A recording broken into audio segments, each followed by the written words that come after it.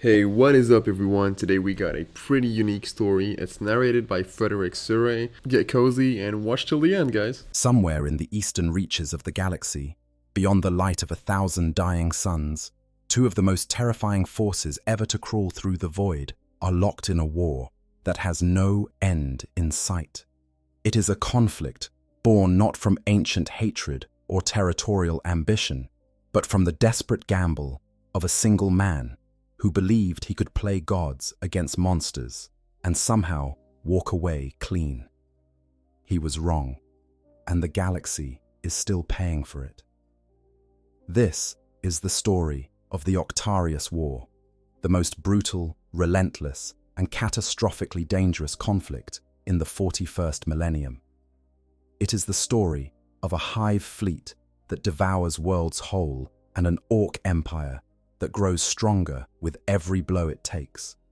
It is the story of an inquisitor who burned billions to buy the Imperium a few more years of life. And it is the story of what happens when you lock two apex predators in a cage together and hope they destroy each other, only to realize, far too late, that you have created something far worse than either could have been alone. So settle in, get comfortable. Because this story stretches across centuries and star systems, across the cold void of space and the blood-soaked soil of 100 different worlds. It is a story of adaptation and annihilation, of cunning and carnage, of the terrible cost of survival in a galaxy that offers no mercy and asks for none in return. Let us begin where all great tragedies begin, with a man who thought he knew better. His name was Fidus Cryptman, and he was an inquisitor of the Ordo Xenos. Not just any inquisitor, but arguably the single most knowledgeable human being in the galaxy on the subject of the Tyranid menace. He had been fighting the Great Devourer since before most of the galaxy even knew it existed. Over 200 years of service, of watching world after world fall to the hungry dark, of cataloguing the endless adaptations of a species so alien that even the concept of understanding it was an exercise in futility. Cryptman was there for the first Tyrannic War, when Hive Fleet Behemoth slammed into the eastern fringe, and the Imperium learned for the first time that there were predators in the void that made all its other enemies look like quarreling children. He was there for the second Tyrannic War, when Hive Fleet Kraken split into 1,000 tendrils and attacked across a front so wide that no defensive line could contain it. He had personally witnessed the consumption of worlds, had stood on the bridges of Imperial warships, and watched through view screens as Tyranid bioships descended on living planets and reduced them to barren rock in a matter of days. He understood the Tyranids better than anyone alive, and that understanding had driven him to a place beyond desperation, to a place where the calculus of sacrifice made sense, because the alternative was too terrible to contemplate. By the time the Third Tyrannic War began, Cryptman had already spent 2 centuries compiling the most comprehensive study of Tyranid behavior ever assembled. His archives contained detailed analyses of every known Tyranid bioform, every observed tactical pattern, every strategic tendency the hive mind had displayed across 2 major invasions and countless minor incursions. But he had interviewed survivors, studied captured specimens, and personally conducted autopsies on Tyranid organisms that most humans would not have been willing to stand in the same room with. And all of that knowledge, all of those centuries of study and sacrifice, had led him to a single, terrible conclusion. The Imperium could not defeat the Tyranids through conventional warfare, not with the resources currently available, not with the forces currently deployed. The hive mind was too vast, too adaptable, too relentless. Every world it consumed made it stronger. Every battle, win or lose, provided it with data that it used to evolve more effective organisms. Fighting the Tyranids conventionally was like trying to extinguish a fire by feeding it fuel. The more you fought, the stronger the enemy became. There is a region of space in the Ultima Segmentum, nestled just to the galactic southwest of the Great Warp Anomaly, known as the Maelstrom, where the stars burn a sickly green. Not because of any cosmic phenomenon, or stellar radiation, but because of the creatures that inhabit the worlds beneath them. This is the Octarius sector, and for thousands upon thousands of years, it has belonged to the Orks. Now, when we talk about Ork territory, we need to understand the scale of what we are dealing with. The Octarius sector is not some minor pocket of greenskin infestation tucked away in a forgotten corner of the galaxy. It is an empire, a proper, sprawling, star-spanning empire that covers an area of space nearly as large as the realm of Ultramar itself. Think about that for a moment. Ultramar, the domain of the Ultramarines, one of the most organized and powerful regions of Imperial space, with its hundreds of worlds and billions upon billions of citizens. The Ork Empire of Octarius rivaled it in sheer size, and where Ultramar was a beacon of order and civilization, Octarius was its opposite.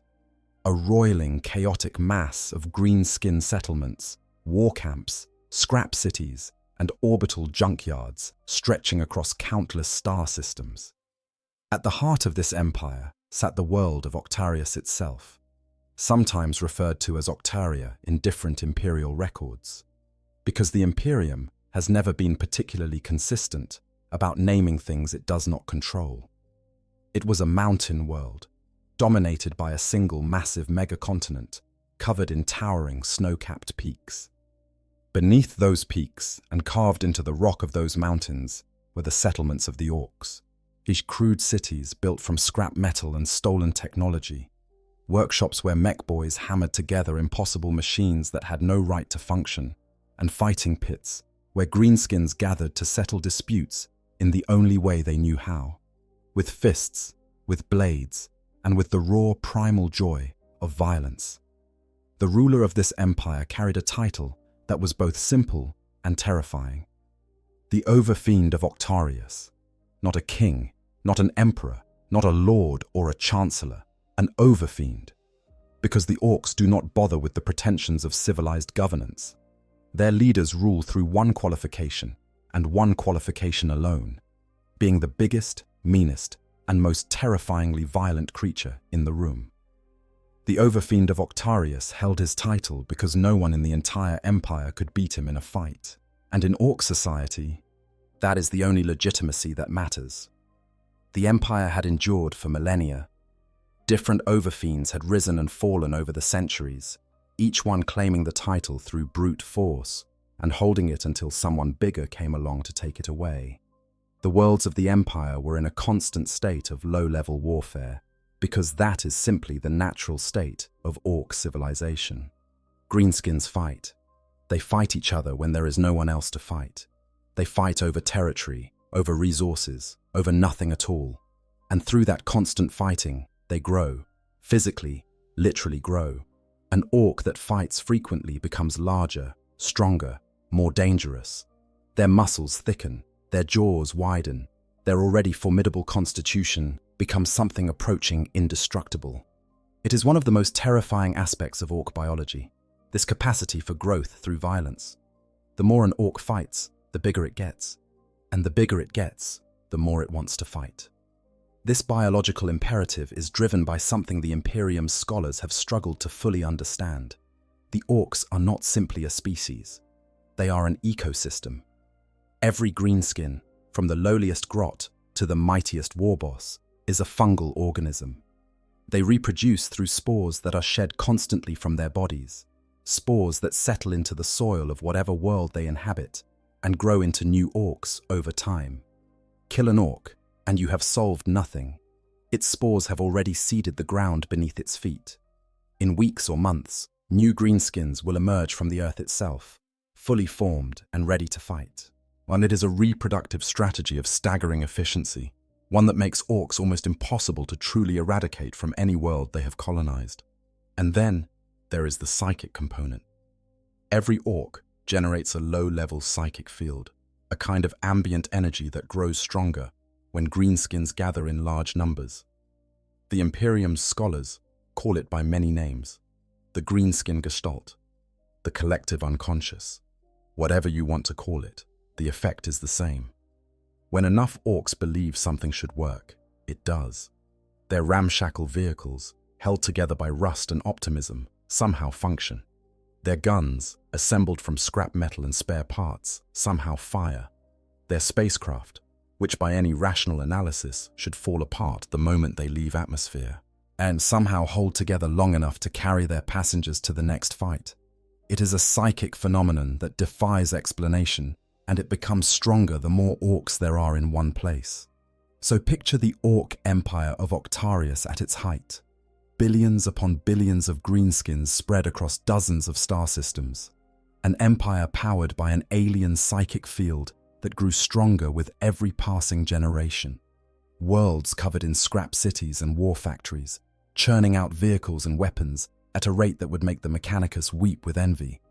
And at the center of it all, the Overfiend, a creature so massive and so violent that he could crush a space marine in his bare fist. This was the target. This was the thing that Inquisitor Cryptman looked at and said, yes, that is what I'm going to throw a hive fleet at. Now, you might be wondering why Cryptman chose the Octarius Empire specifically. After all, there are orc empires scattered across the galaxy. Some are larger, some are closer to the Tyranid advance. Why Octarius? The answer lies in a combination of geography, biology, and cold, hard mathematics. Geographically, the Octarius sector sat in a position that was almost ideal for Cryptman's purposes. It was close enough to the projected path of Hive Fleet Leviathan that the Hive mind could be realistically redirected toward it. It was far enough from major Imperial population centers that the initial stages of the conflict would not directly threaten human worlds. And it was dense enough, packed with enough orc biomass, that the Hive fleet would find it a more tempting target than the dead worlds of Cryptman's cordon. Biologically, so the orcs of Octarius represented something unique. They were not a scattered collection of independent tribes, as greenskins on many worlds tended to be. They were an organized empire with a functioning hierarchy and a degree of coordination that was rare among the orc species. The Overfiend's authority extended across dozens of star systems, and his ability to marshal the tribes for collective action meant that the Tyranids would face not a series of isolated engagements against independent warbands, but a coordinated resistance backed by the full industrial and military capacity of a sector-spanning empire. This was important because Cryptman needed the war to last. A quick Tyranid victory would defeat the purpose of the gambit. If the Hive fleet simply steamrolled through the Orc Empire and consumed everything in its path, well, it would emerge from the other side stronger than ever and continue its advance toward Imperial space. Cryptman needed a grinding, prolonged conflict that would drain both sides, and for that, he needed an opponent that could match the Tyranids blow for an extended period. The Orcs of Octarius were that opponent. Their numbers were vast, their fighters were tough, and their capacity for reinforcement through spore-based reproduction was almost as robust as the Tyranids' own capacity for regeneration through biomass consumption. On paper, the mathematics suggested that a war between the two species could last for decades, perhaps centuries, each side feeding the other's growth while simultaneously suffering losses that prevented either from achieving a decisive breakthrough. The mathematics, as it turned out, were correct. The war did last for decades. What the mathematics failed to account for was what would happen at the end of those decades, what kind of monsters the war would produce, and what those monsters would do when they finally turned their attention to the wider galaxy. But all of that was in the future. In the present, as the closing years of the 41st Millennium ticked away and Hive Fleet Leviathan continued its relentless advance, Cryptman had a plan and a target. Now he needed a weapon. To understand how we arrived at the Octarius War, we need to go back to the dying years of the 41st Millennium, when the galaxy was already bleeding from 1,000 different wounds, and a man named Fidus Cryptman was trying desperately to cauterize the worst of them. Cryptman was not just any Inquisitor, and he was an Inquisitor Lord of the Ordo Xenos, the branch of the Inquisition dedicated to studying and combating alien threats to the Imperium. And among those alien threats, Cryptman had devoted his life to one above all others: the Tyranids. He was, in fact, the man who gave them their name. when the first tendrils of Hive Fleet Behemoth reached the world of Tyran in the eastern reaches of the galaxy, it was Cryptman who arrived in the aftermath. It was Cryptman who sifted through the ruins of a world stripped bare of all life, who examined the biological residue left behind by creatures that consumed everything, who first understood the true scope of the threat that was approaching from beyond the edge of the galaxy. That had been the first tyrannic war. Hive Fleet Behemoth had been a terror, and a ravenous swarm that had punched deep into Imperial space before being stopped at the Battle of Macragge by the Ultramarines at tremendous cost. Then came the Second Tyrannic War, when Hive Fleet Kraken attacked from a different angle, splitting into countless tendrils that struck across a vast front. Kraken was eventually defeated as well, though at a cost that left entire sectors depopulated and dozens of Space Marine chapters severely weakened. Through both of these conflicts, Cryptman had been there, fighting, studying, learning. He understood the Tyranids better than perhaps any other living human being.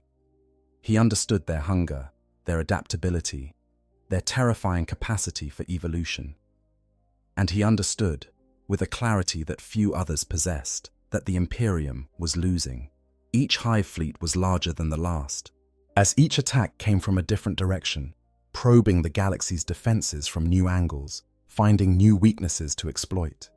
The Tyranids were not some random natural disaster to be weathered and survived. They were a coordinated intelligence, a vast cosmic predator that was systematically devouring the galaxy. And then, less than 5 standard years after the defeat of Hive Fleet Kraken, the signs began to appear again. Cryptman implemented what became known as the Cryptman Census, a massive astro-telepathic survey that burned out dozens of astropaths in the attempt to contact every world on the fringes of Imperial space. The responses, and more importantly, the lack of responses, formed a pattern.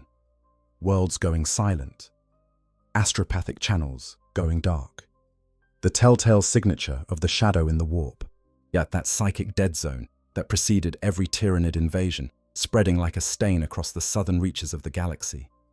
Cryptman charted the advance, 2 tendrils, hundreds of light years apart, approaching from below the galactic plane. Not from the eastern fringe like Behemoth, not from the galactic north like Kraken, but from underneath. A direction that no one had been watching, a direction that bypassed virtually every defensive cordon the Imperium had established after the previous invasions. This was Hive Fleet Leviathan, and it was the largest, most powerful Tyranid incursion the galaxy had ever seen.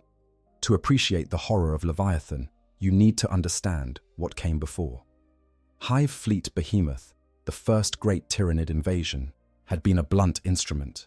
It attacked the galaxy from the east, driving straight through the realm of Ultramar in a single, massive thrust. It had been stopped at Macragge, but the cost had been staggering. The Ultramarines' first company was virtually wiped out. Entire worlds in the path of the advance were stripped of all life. The psychic disruption caused by the fleet's approach, the shadow in the warp, had driven astropaths across the eastern fringe to madness or death.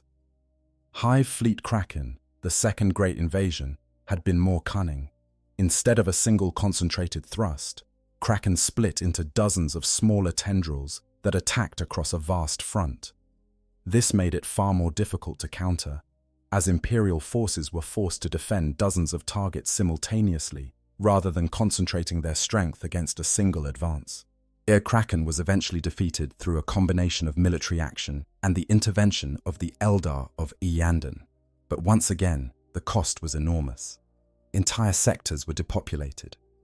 Chapter after chapter of Space Marines was left with depleted ranks, and the Imperium's military resources, already stretched thin by 1,000 other conflicts, were pushed to the breaking point. Leviathan was different from both. Where Behemoth had attacked from the east and Kraken from the north, Leviathan came from below the galactic plane, from a direction that no one had been watching. The Imperium's defensive cordons, established after the first 2 invasions, were oriented to cover the eastern and northern approaches. Leviathan bypassed them entirely, rising up from beneath the galactic disk like a predator emerging from deep water. The fleet's two tendrils, hundreds of light years apart, formed a pair of closing jaws that isolated everything caught between them. Worlds trapped in the gap between the tendrils lost contact with the broader Imperium as the shadow in the warp smothered all astropathic communication. For those worlds, it was as if the rest of the galaxy had simply ceased to exist. No messages could be sent. No calls for help could be heard. They were alone, surrounded by darkness, and the darkness was hungry. The scale of Leviathan defied comprehension. Its two tendrils formed a pair of closing jaws that cut off vast sections of the galaxy from warp travel and astropathic communication. Worlds trapped between those jaws were devoured without any word reaching the broader Imperium. Entire sectors fell silent as the shadow in the warp smothered all psychic communication. It was as if a portion of the galaxy had simply been erased, swallowed by a darkness that admitted no light and returned no signal. The shadow in the warp deserves particular attention because it is one of the most terrifying aspects of a Tyranid invasion, and one that is often overlooked in favor of the more dramatic elements. The shadow is not a weapon in the conventional sense. It is a byproduct, a side effect of the hive mind's psychic presence, generated by the collective consciousness of trillions upon trillions of Tyranid organisms, all linked to a single vast intelligence. When a hive fleet approaches a system, the shadow precedes it like the pressure wave before a storm, an invisible force that disrupts the psychic fabric of reality itself. For astropaths, the shadow is agony. These psychically gifted humans, whose entire purpose is to transmit messages through the warp, find their abilities crushed beneath the overwhelming weight of the hive mind's presence. The messages they try to send are swallowed by the shadow, consumed by the psychic static that the fleet generates. Some astropaths describe the experience as drowning, as being pulled beneath the surface of a vast, dark ocean that presses in from all sides.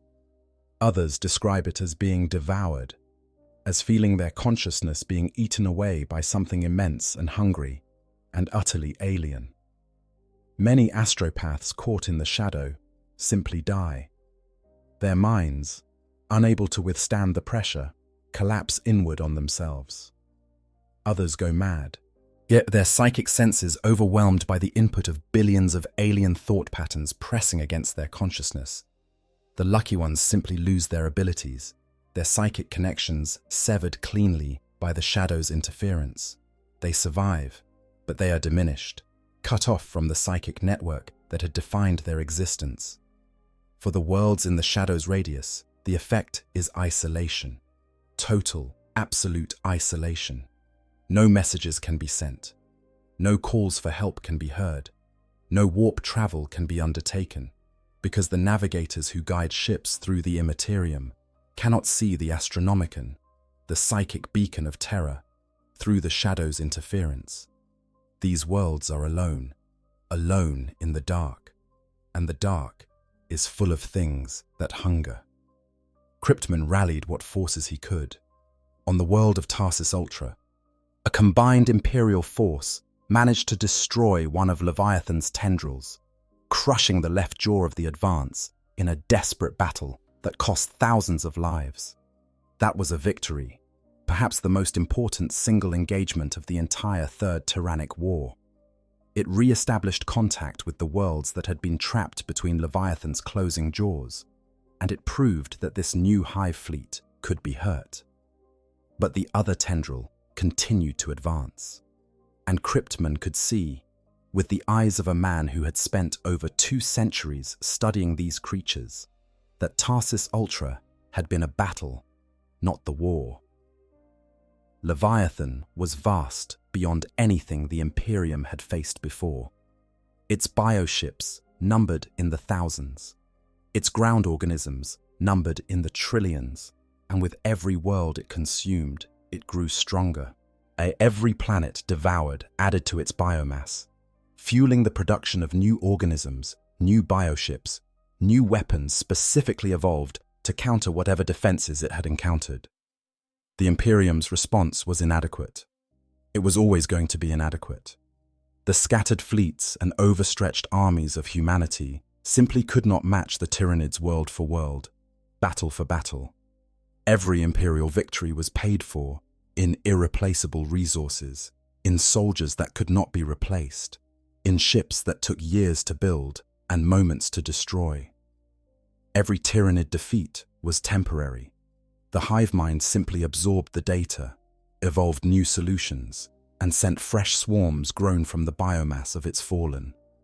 And that was when Cryptman did something that would echo across the centuries, something that would define his legacy and damn his name in equal measure, something that the Inquisition itself, an organization not known for its moral squeamishness, found too extreme to tolerate. He created a cordon, a dead zone, a firebreak. The logic was cold and simple, the kind of logic that only a man who has stared too long into the abyss can produce. The Tyranids grew stronger with every world they consumed. Every planet in their path was biomass waiting to be harvested, fuel for the engine of their advance. So Cryptman proposed removing that fuel. Every world in Leviathan's projected path would be evacuated where possible, and then subjected to exterminatus. The great and terrible weapons of planetary annihilation would be turned not against alien invaders but against imperial worlds. Virus bombs would kill every living thing on the surface. Cyclonic torpedoes would crack the crust and turn the atmosphere to fire. When the Tyranids arrived, they would find nothing. No biomass to harvest, no life to consume. They would expend energy reaching these dead worlds and gain nothing for the effort.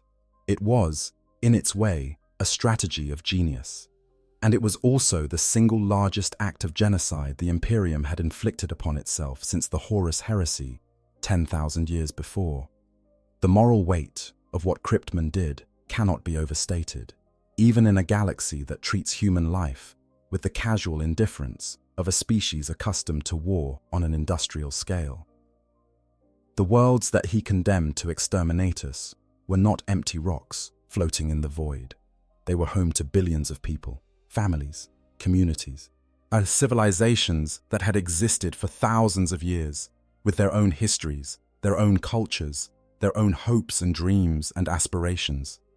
People who had been born under the Imperium's protection, who had paid their tithes and said their prayers and done everything that was asked of them by the distant masters of terror. And now those masters, or rather one of their agents acting without authorization, had decided that their lives were expendable, that their worlds were more valuable dead than alive, that the biomass they represented was better converted to lifeless ash than allowed to fuel the advance of an alien monster. The exterminatus actions themselves were carried out with the cold efficiency that characterized all such operations. Virus bombs were deployed on some worlds, their payloads releasing biological agents that killed every living thing on the surface within hours. On other worlds, cyclonic torpedoes were used, their detonations cracking the planetary crust and releasing magma that boiled the oceans and burned the atmosphere. On still others, combinations of weapons were employed, each one designed to ensure that when the process was complete, not a single cell of living matter remained. The populations of these worlds died in different ways. Some died screaming, consumed by the virus agents that dissolved their bodies from the inside out. Others died quickly, vaporized in the nuclear fires of cyclonic detonation before they even understood what was happening. Some had been evacuated in advance and pulled off their worlds in hastily organized transports that carried them to uncertain futures in refugee camps across the sector. Many had not. Many had been left behind because there were not enough ships, not enough time, not enough willingness to spend the resources required to save them. Cryptman made these decisions alone. He bore the weight of them alone. And when the Inquisition called him to account, when the Carta Extremis was issued and his name was struck from the rolls of the Ordo Xenos, he did not protest. He did not defend himself. He simply continued his work because the Tyranid threat had not been eliminated by his sacrifice. It had only been delayed, and delay was all he had ever promised. The debate over Kryptman's actions continues to this day within the ranks of the Inquisition. Some view him as a monster, a man who crossed a line that should never have been crossed, who sacrificed the very people he was sworn to protect in the name of a strategy that produced consequences as terrible as the threat it was designed to counter. Others view him as a pragmatist, a man who made the only decision that could have been made given the information available, who chose to lose billions so that trillions might survive. And still others view him as something in between, a deeply flawed man who acted out of genuine conviction and desperate necessity, whose legacy is neither heroic nor villainous, but simply tragic. The truth, as is often the case in the 41st millennium, probably contains elements of all three perspectives. Kryptman was not a monster. He was a man who had spent over 200 years fighting an enemy that could not be reasoned with, could not be deterred, and could not be defeated by conventional means. He had watched world after world fall to the great devourer. He had seen the aftermath of Tyranid consumption, the lifeless husks of planets stripped bare of every organic molecule, and he had concluded, correctly or not, that the only way to save the Imperium from that fate was to preemptively destroy what the Tyranids would otherwise consume. It was a decision born of desperation. And desperation, as history has shown time and again, produces decisions that are simultaneously necessary and unforgivable. Billions died, not at the claws of alien monsters, but by the decree of an inquisitor who had decided their lives were an acceptable cost. And worlds that could have been defended, populations that could have been saved, all of them sacrificed to create a buffer zone of dead planets that the Tyranids would find unprofitable to consume. The Inquisition reacted with fury, not because of the moral implications, though those were discussed, but because of the sheer scale of the action. One man, acting with the authority of his rosette, had condemned billions of the Emperor's subjects to death without consultation, without authorization, without any of the bureaucratic formalities that even the Inquisition observes. A Carter Extremis was issued. Kryptman was stripped of his title, declared a traitor, a radical, a fool. If he could be found and apprehended, he would face execution. But the cordon worked. The Tyranid advance slowed to a crawl as Leviathan's tendrils encountered world after world of sterile rock and lifeless atmosphere. The hive fleet burned through reserves of energy that were not replenished, its advance stalling as the biological machinery of its expansion ground against the barrier of dead worlds that Kryptman had created. It bought time, but Kryptman knew, as he always knew, that time was all it bought. The Tyranids were patient. The Tyranids were adaptable. Sooner or later, Leviathan would find a way around the cordon, or through it, or would simply absorb the losses and push on through sheer mass. The cordon was a temporary measure, a finger in the dike. Something more was needed. And that is when Kryptman looked to the east, toward the vast green stain on the galactic map, and had his terrible idea. The plan was audacious. It was also, depending on your perspective, either brilliantly pragmatic or catastrophically insane. Kryptman proposed to redirect Hive Fleet Leviathan into the Ork Empire of Octarius. His reasoning was straightforward. The Tyranids needed biomass. The Orks of Octarius represented one of the largest concentrations of alien biomass in the galaxy. Billions upon billions of greenskins packed into their crude cities and war camps across dozens of star systems. If the Hive fleet could be redirected toward this tempting target, it would do two things at once. First, it would draw Leviathan away from Imperial space, relieving the pressure on the Imperium's beleaguered defenses. Second, it would pit the Tyranids against an enemy that was uniquely suited to fighting them. The Orks were tough, numerous, and, critically, but they thrived on conflict. A war between the two species would be grinding, brutal, and prolonged, keeping both Xenos' threats occupied while the Imperium gathered its strength. In the best-case scenario, both species would destroy each other. Mutual annihilation. The Tyranids would consume the Orks, exhausting their reserves in the process, while the Orks would inflict enough casualties to cripple the hive fleet beyond recovery. The Imperium would then be able to mop up whatever weakened remnants survived. It was a gambler's strategy, and Cryptman, despite everything, was a gambler at heart. But redirecting a hive fleet is not like redirecting a river. You cannot simply dig a channel and wait for the water to flow. Tyranid hive fleets are drawn to worlds with dense concentrations of biomass, and they're guided by the psychic beacon of the hive mind and the more specific lure of genestealer infestations. To redirect Leviathan toward Octarius, Cryptman needed to create a beacon, a signal strong enough to draw the attention of the hive mind and convince it that the Ork Empire represented a more tempting target than whatever lay beyond the cordon. That beacon would be genestealers.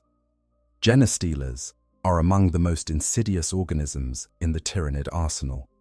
They are infiltrators, advanced scouts that slip onto worlds ahead of the main hive fleet. There, they establish genestealer cults, infecting local populations with their alien DNA and spreading through generations of hybrid offspring until the cult is strong enough to emerge, overthrow the planet's government, and send out a psychic signal that draws the hive fleet to its location. It is a process that can take decades or even centuries, but it is devastatingly effective. Cryptman did not have decades, but he had a plan, and he had what remained of his Deathwatch allies. The Deathwatch, the chamber militant of the Ordo Xenos, space marines drawn from dozens of different chapters, brought together specifically to combat alien threats. They were the finest Xenos hunters in the Imperium, and Cryptman had worked with them for centuries. Now, stripped of his title and declared a criminal by his own organization, he called upon whatever loyalty those relationships had built.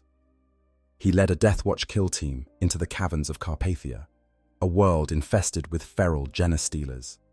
Their mission was straightforward in concept and nightmarish in execution. Capture a brood of living genestealers. Not kill them, capture them, are alive. To appreciate the difficulty of this operation, you need to understand what a genestealer is. These are not mindless organisms like many of the Tyranid swarm's lower-order bioforms.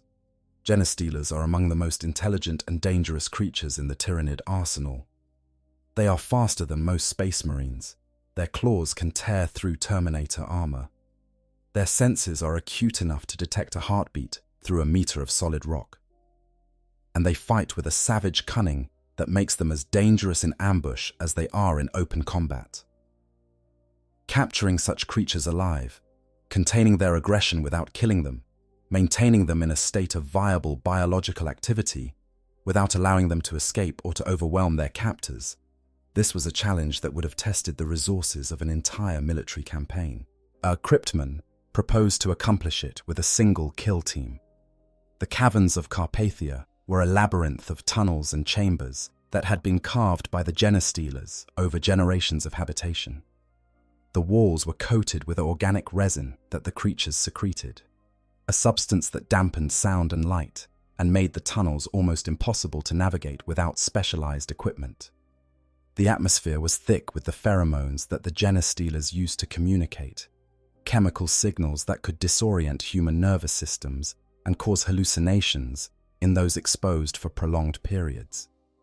The Deathwatch went in with stasis field generators, specialized containment equipment that had been developed by the Ordo Xenos specifically for situations like this. The theory was simple.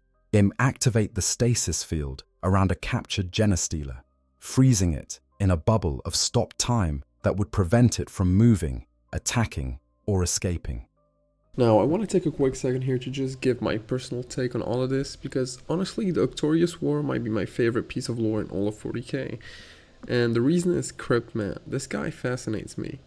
He's not a hero, he's not a villain, he's just a man who stared into the mouth of something that eats galaxy and decided that the only answer was to feed it something else first. And the worst part, he was probably right. That is what gets me every time I come back to this story. There was no good option, there was no clean solution sitting on the table that Cryptman ignored because he wanted to play God. The Tyranids were coming regardless. Billions were going to die regardless. All Cryptman did was choose which billions, and that choice haunts the entire Imperium to this day. But anyways, that's just my take. Let's get back to the video. The practice was considerably more complicated because the stasis fields had a limited range, a finite duration, and a tendency to fail at the worst possible moments. The operation cost lives. Good lives. Deathwatch veterans who had survived decades of missions against the most dangerous alien threats in the galaxy were torn apart in those caverns. But the survivors succeeded. A brood of genostealers was secured in stasis fields, contained but alive, their psychic signals dampened but not extinguished. Now, Cryptman needed a delivery vehicle, something that could carry the genostealers deep into Ork territory and release them in a way that would ensure maximum infestation. But the solution came in the form of a space hulk, that most dreaded of void-born phenomena. Space hulks were vast agglomerations of ships, asteroids, and debris that had been fused together by the chaotic energies of the warp. They drifted through the void on unpredictable trajectories, sometimes emerging from the immaterium into real space with no warning, carrying whatever horrors had accumulated within their twisted corridors. The space hulk that Cryptman selected was called the Perdition's Flame. The Deathwatch placed the captive genostealers aboard it, sealed them in with the stasis fields set to degrade over time, and then arranged for the hulk to be pushed into the heart of Ork territory. There are conflicting accounts of exactly how this was accomplished. Some records suggest the Deathwatch detonated a nearby moon, using the gravitational disruption to alter the hulk's trajectory. Others suggest more conventional means of propulsion were employed. What matters is the result. The Perdition's Flame drifted into the Ork Empire of Octarius, and the Orks, being Orks, did exactly what Orks always do when a space hulk appears in their territory. They boarded it, because to an Ork, a space hulk is not a threat. It is a treasure trove, a floating scrapyard full of ancient technology, forgotten weapons, and the promise of a good fight against whatever might be lurking inside. The first boarding parties came from the nearest Ork world, a minor settlement whose war boss saw the Hulk as an opportunity to salvage technology that would give him an edge over his rivals. His boys cut their way through the Hulk's outer hull with plasma torches and brute force, pushing into the darkened corridors with the reckless enthusiasm that characterized all Ork exploration. They found empty passages crusted with centuries of ice and corrosion. They found chambers filled with the remnants of ancient crews long since reduced to dust. And they found the genostealers. The stasis fields had degraded on schedule, releasing the captured creatures into the Hulk's interior. The genostealers had not been idle during the transit. They had bred, using the biological material within the Hulk, dead crew, stored rations, even the organic components of the ship's life support systems, to sustain a growing brood. By the time the Orks arrived, the Perdition's Flame was home to hundreds of the creatures, their bodies pressed into every dark corner and shadowed recess of the Hulk's labyrinthine interior. When the first encounters were brief and violent, genostealers ambushed Ork boarding parties in the narrow corridors, their razor claws finding the gaps in crude Ork armor with the instinctive precision of creatures bred for close-quarters killing. Ork blood splashed across the ancient bulkheads as greenskins were torn apart by enemies they could barely see. But where human boarding parties might have retreated, the Orks pushed forward. The genostealers were fast. The genostealers were deadly. But the Orks were having the time of their lives. Word spread quickly through the local Ork settlements. There was a good fight to be had on the Space Hulk. More boarding parties arrived, then more. The fighting in the Hulk's corridors intensified, and the genostealers, vastly outnumbered, began to be pushed back. But they had accomplished what Cryptman needed them to accomplish. Their psychic beacon was active, broadcasting the signal that would draw the hive mind's attention to the Octarius sector. More importantly, some genostealers had escaped the Hulk. During the chaos of the boarding actions, individual organisms had slipped away, hiding in the holds of Ork salvage ships and riding them back to the surrounding worlds. These escapees dispersed across the sector, establishing small colonies on a dozen different Ork worlds. Each colony generated its own psychic signal, adding to the chorus of beacons that was drawing Leviathan's attention. The boarding parties found the Genestealers, and the Genestealers did what Genestealers do. They infected, they spread, they infiltrated the Ork populations of the worlds they reached, establishing the psychic beacons that would draw the hive mind's attention. It worked.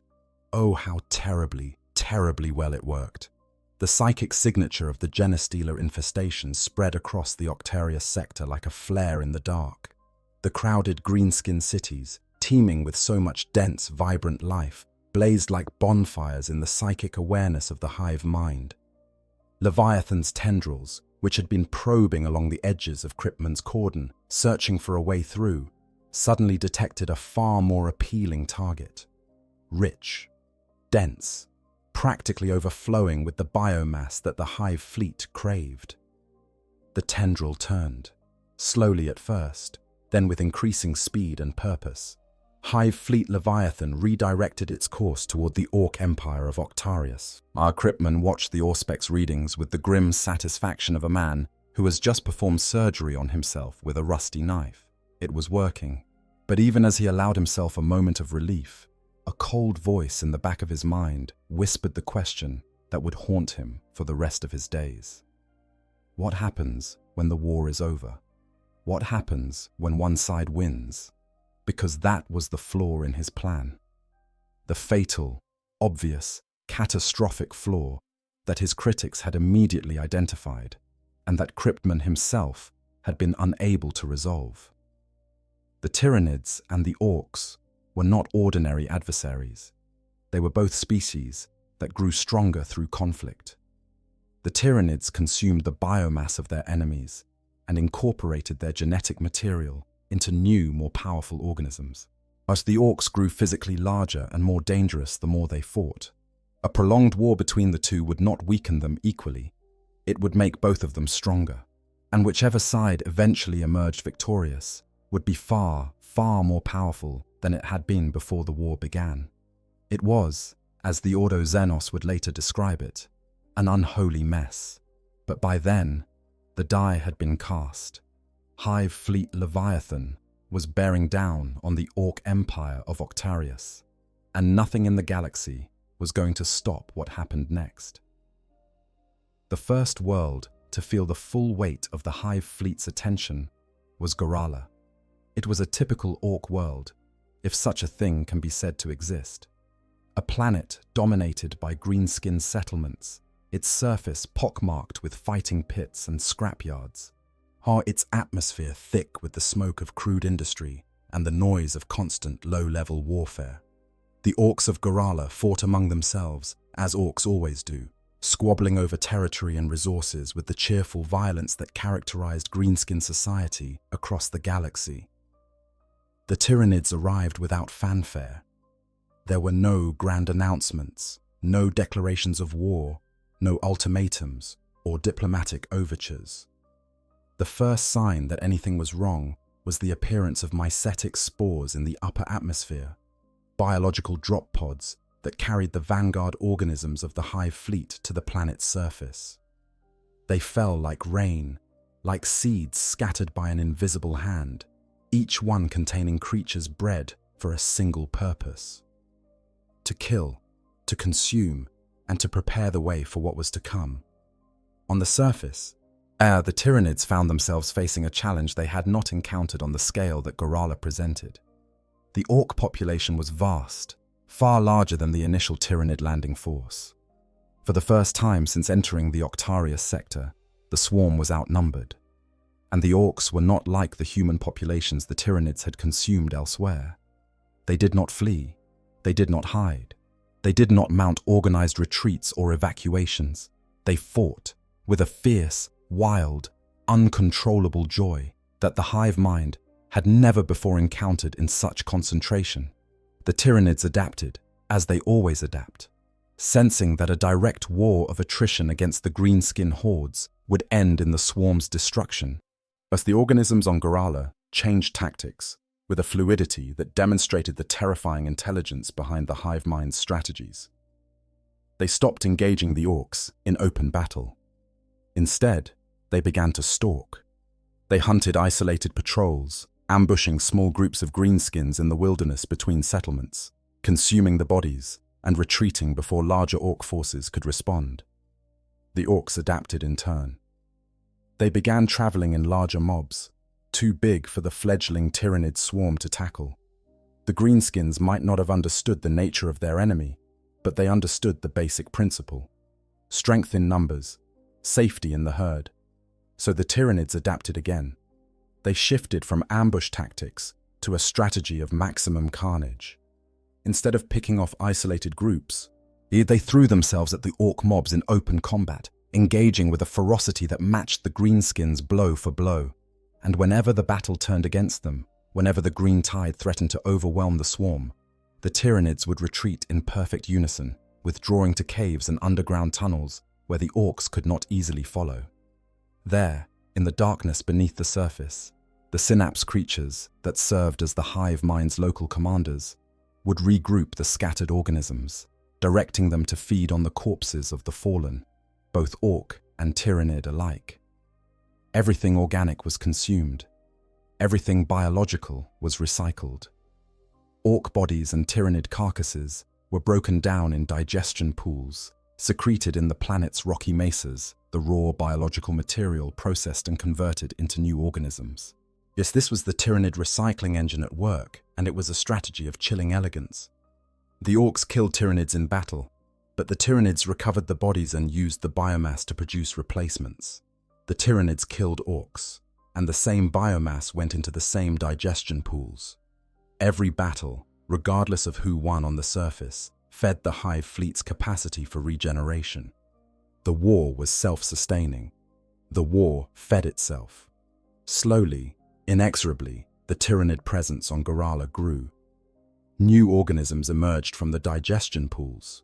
More complex bioforms were created as the local swarm accumulated sufficient biomass. Larger creatures appeared on the battlefield: warriors, raveners, carnifexes, each generation more adapted to fighting Orks than the last. Each wave incorporating the genetic data harvested from consumed greenskin bodies. The war boss of Gorala, whatever his name might have been in the crude tongue of his kind, fought back with everything his forces could muster. Ork mechs constructed new weapons. Ork boys charged into the swarm with their crude axes raised high. Deaf dreads stomped through Tyranid formations, their hydraulic claws crushing chitin and flesh with equal abandon. For a time, the war on Gorala was balanced. Two forces of roughly equal strength, grinding against each other in a stalemate that consumed lives by the millions, but produced no decisive result. Then, the Tyranids killed the war boss. The records are unclear on the specifics. Perhaps a lictor found him in his camp. Perhaps a coordinated swarm overwhelmed his bodyguard. And perhaps the hive mind simply identified the principle of Ork leadership, that the loss of the biggest and strongest individual would cause the entire power structure to collapse, and targeted him specifically. Whatever the method, the result was immediate and predictable. Without their war boss, the Orks of Gorala turned on each other. It is the fundamental weakness of Ork society, the flip side of their strength-based hierarchy. When the boss falls, everyone else fights to be the next boss. And while the greenskins were busy settling that question with their fists and their blades, the Tyranids were busy eating them. Each tribe was isolated and destroyed in quick succession. Within weeks, every Ork on Gorala had been consumed. The bioresources of the planet, every scrap of organic material that the Tyranids could extract, were converted into new bioships. These vessels rose from the surface of the dead world, like dark seeds carried on a poisonous wind, joining the hive fleet in orbit and adding their mass to the ever-growing armada. From Gorala, the Tyranid infestation spread to the nearby worlds of Deragon and Keltor. The pattern repeated. Mycetic spores fell. Vanguard organisms established beachheads. The hive mind learned from every engagement, adapting its tactics to the specific challenges of fighting Orks, evolving new bioforms designed to counter the greenskins' unique strengths. And with every world consumed, the hive fleet grew stronger. There is something deeply unsettling about the way the Tyranids consumed Gorala, not the violence of it. Violence, in the 41st millennium, is so commonplace as to be unremarkable. Where what was unsettling was the efficiency, the methodical, almost industrial process by which a living world was reduced to raw biological material and then reconstituted into weapons of war. It was not destruction for destruction's sake. It was manufacturing. The planet of Gorala was not destroyed. It was processed. Every tree, every blade of grass, every drop of water that contained microbial life, every orc body and every Tyranid carcass, all of it fed into the digestion pools and emerged as something else. As new chitin, as new muscle, as new acid glands and new nerve clusters and new psychic resonance organs. The world died, but its matter lived on in a new and terrible form. The nearby worlds of Deragon and Keltor fell in rapid succession. They were smaller worlds, outposts of the Orc Empire rather than major population centers. And without the hard-won lessons of Gorala to prepare them, their defenders were overwhelmed quickly. The Tyranids came with organisms that had already been adapted to Orc warfare, creatures whose chitin was thicker, whose claws were sharper, whose acid-based weapons had been calibrated to eat through the dense muscle and crude armor that characterized greenskin physiology. Each world consumed added to the fleet's reserves. Each engagement provided new data for the hive mind's calculations. On Orok, the pattern shifted. The Orc defenders there were more numerous than those on Gorala, better organized, and led by a war boss who had learned from the reports filtering in from the outer worlds. He fortified his settlements. He organized his boys into defensive formations rather than the charging mobs that characterized typical Orc warfare, while he even, in a display of tactical sophistication that was rare among greenskins, created decoy positions designed to draw the Tyranid vanguard into kill zones. It did not matter. The hive mind absorbed the data from the early engagements on Orok, identified the new Orc tactics, and evolved counter-strategies within days. Where the Orcs had created fixed defenses, the Tyranids deployed burrowing organisms that attacked from beneath the fortifications. Where the Orcs had created kill zones, the Tyranids sent expendable organisms to trigger the traps and clear the way for the assault waves that followed. Where the warboss had organized his forces into coherent defensive units, the Tyranids deployed synapse creatures that disrupted the already tenuous Orc command structure by targeting the nobs who served as squad leaders. Orok fell. Its biomass was consumed, and the hive fleet grew stronger still. This is the Tyranid reproductive cycle at its most efficient. Each world consumed is not just a victory, it is an investment. The biomass of a consumed world becomes the raw material for the next generation of organisms. Organisms that are specifically evolved to counter whatever challenges the hive fleet encountered on the last world. It is a process of iterative refinement, a biological optimization algorithm running at a scale that encompasses entire star systems. The Tyranids do not fight the same war twice. They fight the next war, always the next war, each iteration more refined and more deadly than the last. For the Orcs of the Outer Empire, the experience of fighting the Tyranids was unlike anything they had encountered in their long history of warfare. They had fought humans, stiff-backed and brittle, who could be broken through sheer aggression. They had fought Eldar, quick and clever but fragile, who shattered when you hit them hard enough.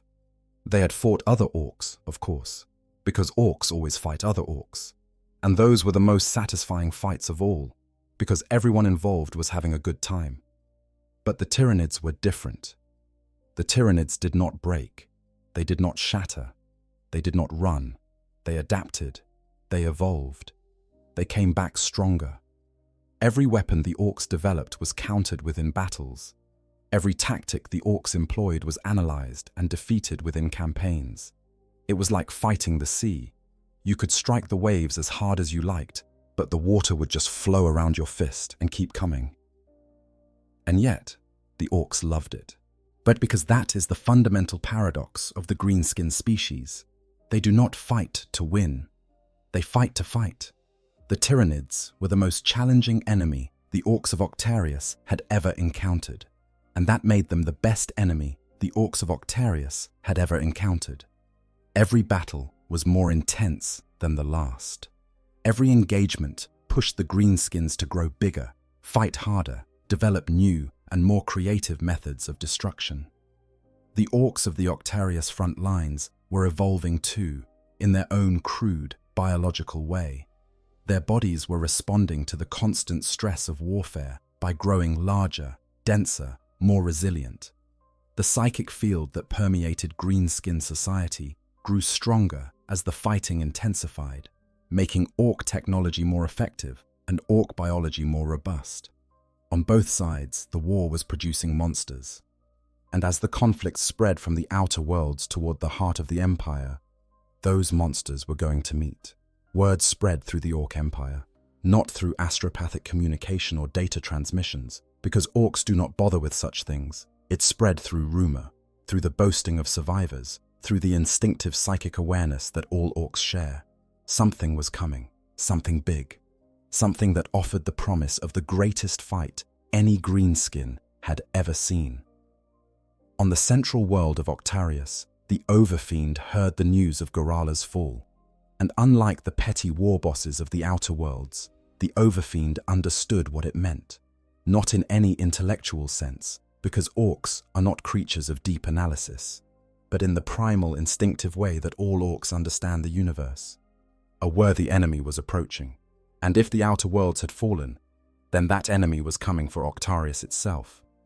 The Overfiend marshaled the tribes. Every clan, every warband, every faction in his vast empire was called to the defense. Fighting pits were emptied and their occupants armed.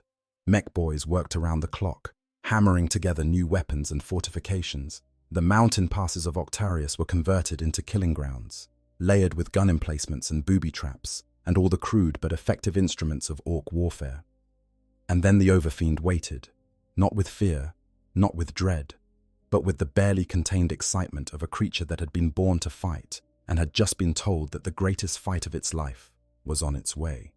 When the first wave of mycetic spores appeared in the skies above Octarius, as a great cheer went up from the gathered Ork hordes, millions of greenskin throats opened in a roar of anticipation that shook the mountains themselves. The enemy was here, the fight was on, and every Ork on the planet was ready to meet it with a grin and a raised blade. The battle for Octarius had begun. The skies above Octarius burned. Mycetic spores fell in their thousands, biological capsules screaming through the atmosphere on trails of organic fire, each one carrying a payload of Tyranid organisms ready to deploy the moment they struck the surface. The sky was so thick with them that from the ground, it looked as though the heavens themselves were raining down in chunks of chitinous flesh and acidic fluid. The Orks met them with everything they had. Quad guns and flakadaka batteries opened up from emplacements carved into the mountainsides, filling the air with a storm of explosive shells that turned the descending spores into clouds of gore. So much ammunition was fired into the sky that the rain itself was thickened by chunks of falling Tyranid flesh. The air was a solid wall of noise, the thunder of Ork guns mixing with the organic shrieking of dying bioorganisms in a symphony of destruction that could be heard for hundreds of miles. But for every spore that was shot down, 10 more took its place. The hive fleet in orbit had learned from Gorala, from Deragon, from Keltor. It had refined its approach, diversified its tactics, evolved new solutions to the problem of Ork anti-aircraft fire. The spores fell in waves, each wave slightly different from the last, each one carrying organisms adapted to survive the specific threats they would face on descent. From the west, the black storm clouds that had been gathering on the horizon resolved themselves into something far more terrible than weather. Gargoyles, millions of them, winged Tyranid organisms that blotted out the sun as they advanced in a living wall of chitin and claws and screaming alien hunger. They came in formation so dense that from a distance they looked like a solid mass, a black tide rolling across the sky. the Orks answered with their own aerial forces. Deathcopters roared into the air, their rotary blades churning the atmosphere as they climbed to intercept the oncoming swarm. Fighter bombers, crude aircraft held together by rivets and willpower and the ambient psychic field of their Ork pilots. Chaz screamed through the formations of gargoyles with guns blazing. Storm boys, Orks equipped with crude rocket packs strapped to their backs, launched themselves into the sky with war cries on their lips and blades in their hands, rocketing toward the enemy with the gleeful abandon that characterized every aspect of greenskin warfare. Dead Orks, burning wreckage, and hissing Tyranid ichor rained down on the slopes below. The aerial battle was a slaughter in both directions, each side taking losses that would have been considered catastrophic for any other species. But neither Orks nor Tyranids measured victory by survival rates. They measured it by the sheer scale of the destruction they inflicted. On the ground, the Ork boys who had been watching the aerial battle with mounting excitement could no longer contain themselves. They began climbing the slopes toward the mountain passes where the fighting was thickest, holding their crude blades high and roaring their eagerness to join the melee. They did not wait for orders. They did not form ranks or follow tactical plans. They simply charged toward the nearest fight, because that was what Orks did. Then the ground beneath their feet erupted. Genestealer broods, organisms that had been infiltrating the planet's subsurface for weeks, burst from tunnels that had been quietly excavated beneath the Ork positions. They emerged in a wave of chitin and claws, their razor-sharp talons slicing through green flesh with surgical precision. The attack came from below, from a direction the Orks had not expected, and for a brief, shocking moment, the greenskin line wavered, but only for a moment. Because while Orks might be surprised, they are never unprepared for violence. The green tide responded to the ambush not with panic, but with joy. The boys turned on the Genestealers with a ferocity that matched the aliens' blow for blow. Crude axes and choppers hacked at chitinous limbs. Massive green fists crushed alien skulls. And then, in a display of aggressive initiative that perfectly encapsulated the greenskin approach to warfare, the Orks pushed the Genestealers back into their own tunnels and plunged in after them. They chased the retreating aliens underground, fighting in the darkness with the same enthusiasm they had shown on the surface. Meanwhile, on the mountainsides, lictors were making their own contribution to the battle. These stealthy Tyranid organisms, masters of infiltration and ambush, had been scaling the mountain slopes under cover of the aerial battle. One by one, they found the Ork gun emplacements that had been so effective against the descending mycetic spores.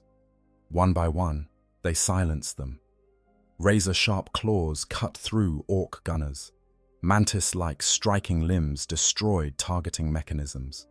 Feeder tendrils dissolved critical components in acid. With the large guns falling silent, the rain of mycetic spores doubled in intensity. More and more Tyranids reached the surface, deploying from their biological drop pods into the mountain passes and valleys of Octarius. They were met by equal numbers of Orks, the two forces crashing together in a collision of green muscle and alien chitin that shook the earth. Never before had Octarius seen such bloodshed. The battle lines stretched across the entire megacontinent, and a front thousands of miles long where two of the galaxy's most violent species tore into each other with everything they had. Mountains that had stood since the world's formation were reduced to rubble by the fighting. Rivers ran green with Ork blood and dark with Tyranid ichor. The air was so thick with spores and gun smoke and biological contaminants that nothing organic could breathe without choking. And the war was only beginning. From Octarius, the conflict spread outward, to the orbital stations and void defenses, to the neighboring worlds of the Empire, to every system, every planet, every rock and asteroid that bore the green mark of Ork habitation. The Octarius War was not a single battle. It was a conflagration, a wildfire that consumed everything it touched and grew stronger with every acre it burned. The galaxy had seen nothing quite like it before. Two species that thrived on war, locked together in a conflict that fed itself, that grew in intensity with every passing day. Each Ork that fell in battle was consumed by the Tyranids, its biomass converted into new organisms. Each Tyranid that fell was replaced by fresh bioforms spawned from the hive fleet's seemingly inexhaustible reserves. And the Orks, true to their nature, grew larger and more dangerous with every battle they fought. The Orks on the front lines of the Octarius War were noticeably bigger than typical greenskins. Boys, who would normally stand at the size of a large human, were growing to the dimensions of knobs. Knobs were approaching the stature of war bosses. The constant, unrelenting warfare was pushing Ork biology to its extremes, producing greenskins of a size and ferocity that had not been seen in millennia. The Tyranids were adapting too. The organisms emerging from the hive fleet's bioforges were different from those that had entered the Octarius sector. Larger, tougher. Their chitin was thicker, evolved to resist the crude but powerful weapons of the greenskins. Their claws were sharper, designed to penetrate the thick green hide that Ork biology used as natural armor. Some organisms were developing new toxins, chemical weapons specifically tailored to the unique biology of the fungal ecosystem that the Orks represented. The hive mind was learning. It was always learning. This adaptability is worth examining in detail because it reveals the fundamental mechanism by which the hive mind wages war. Most species develop weapons and tactics through a process of research and development. Scientists study problems, engineers design solutions, and those solutions are manufactured and distributed to the military. It is a slow process, constrained by the limitations of the species' intellectual and industrial capacity. The Tyranids skip this entire process. The hive mind does not research, it does not engineer, it evolves. When it encounters a problem, it does not design a solution, it breeds one. The hive fleet's bioships contain vast reproductive chambers called Norn pools, where new organisms are grown from the biomass of consumed worlds. Each generation of organisms can be subtly different from the last, with modifications introduced in response to the tactical data gathered from previous engagements. Yes, it is evolution compressed to an absurd degree, a process that would take natural selection millions of years accomplished in days or weeks. On the Octarius front, this rapid evolution produced a staggering variety of anti-Ork adaptations. Some were obvious.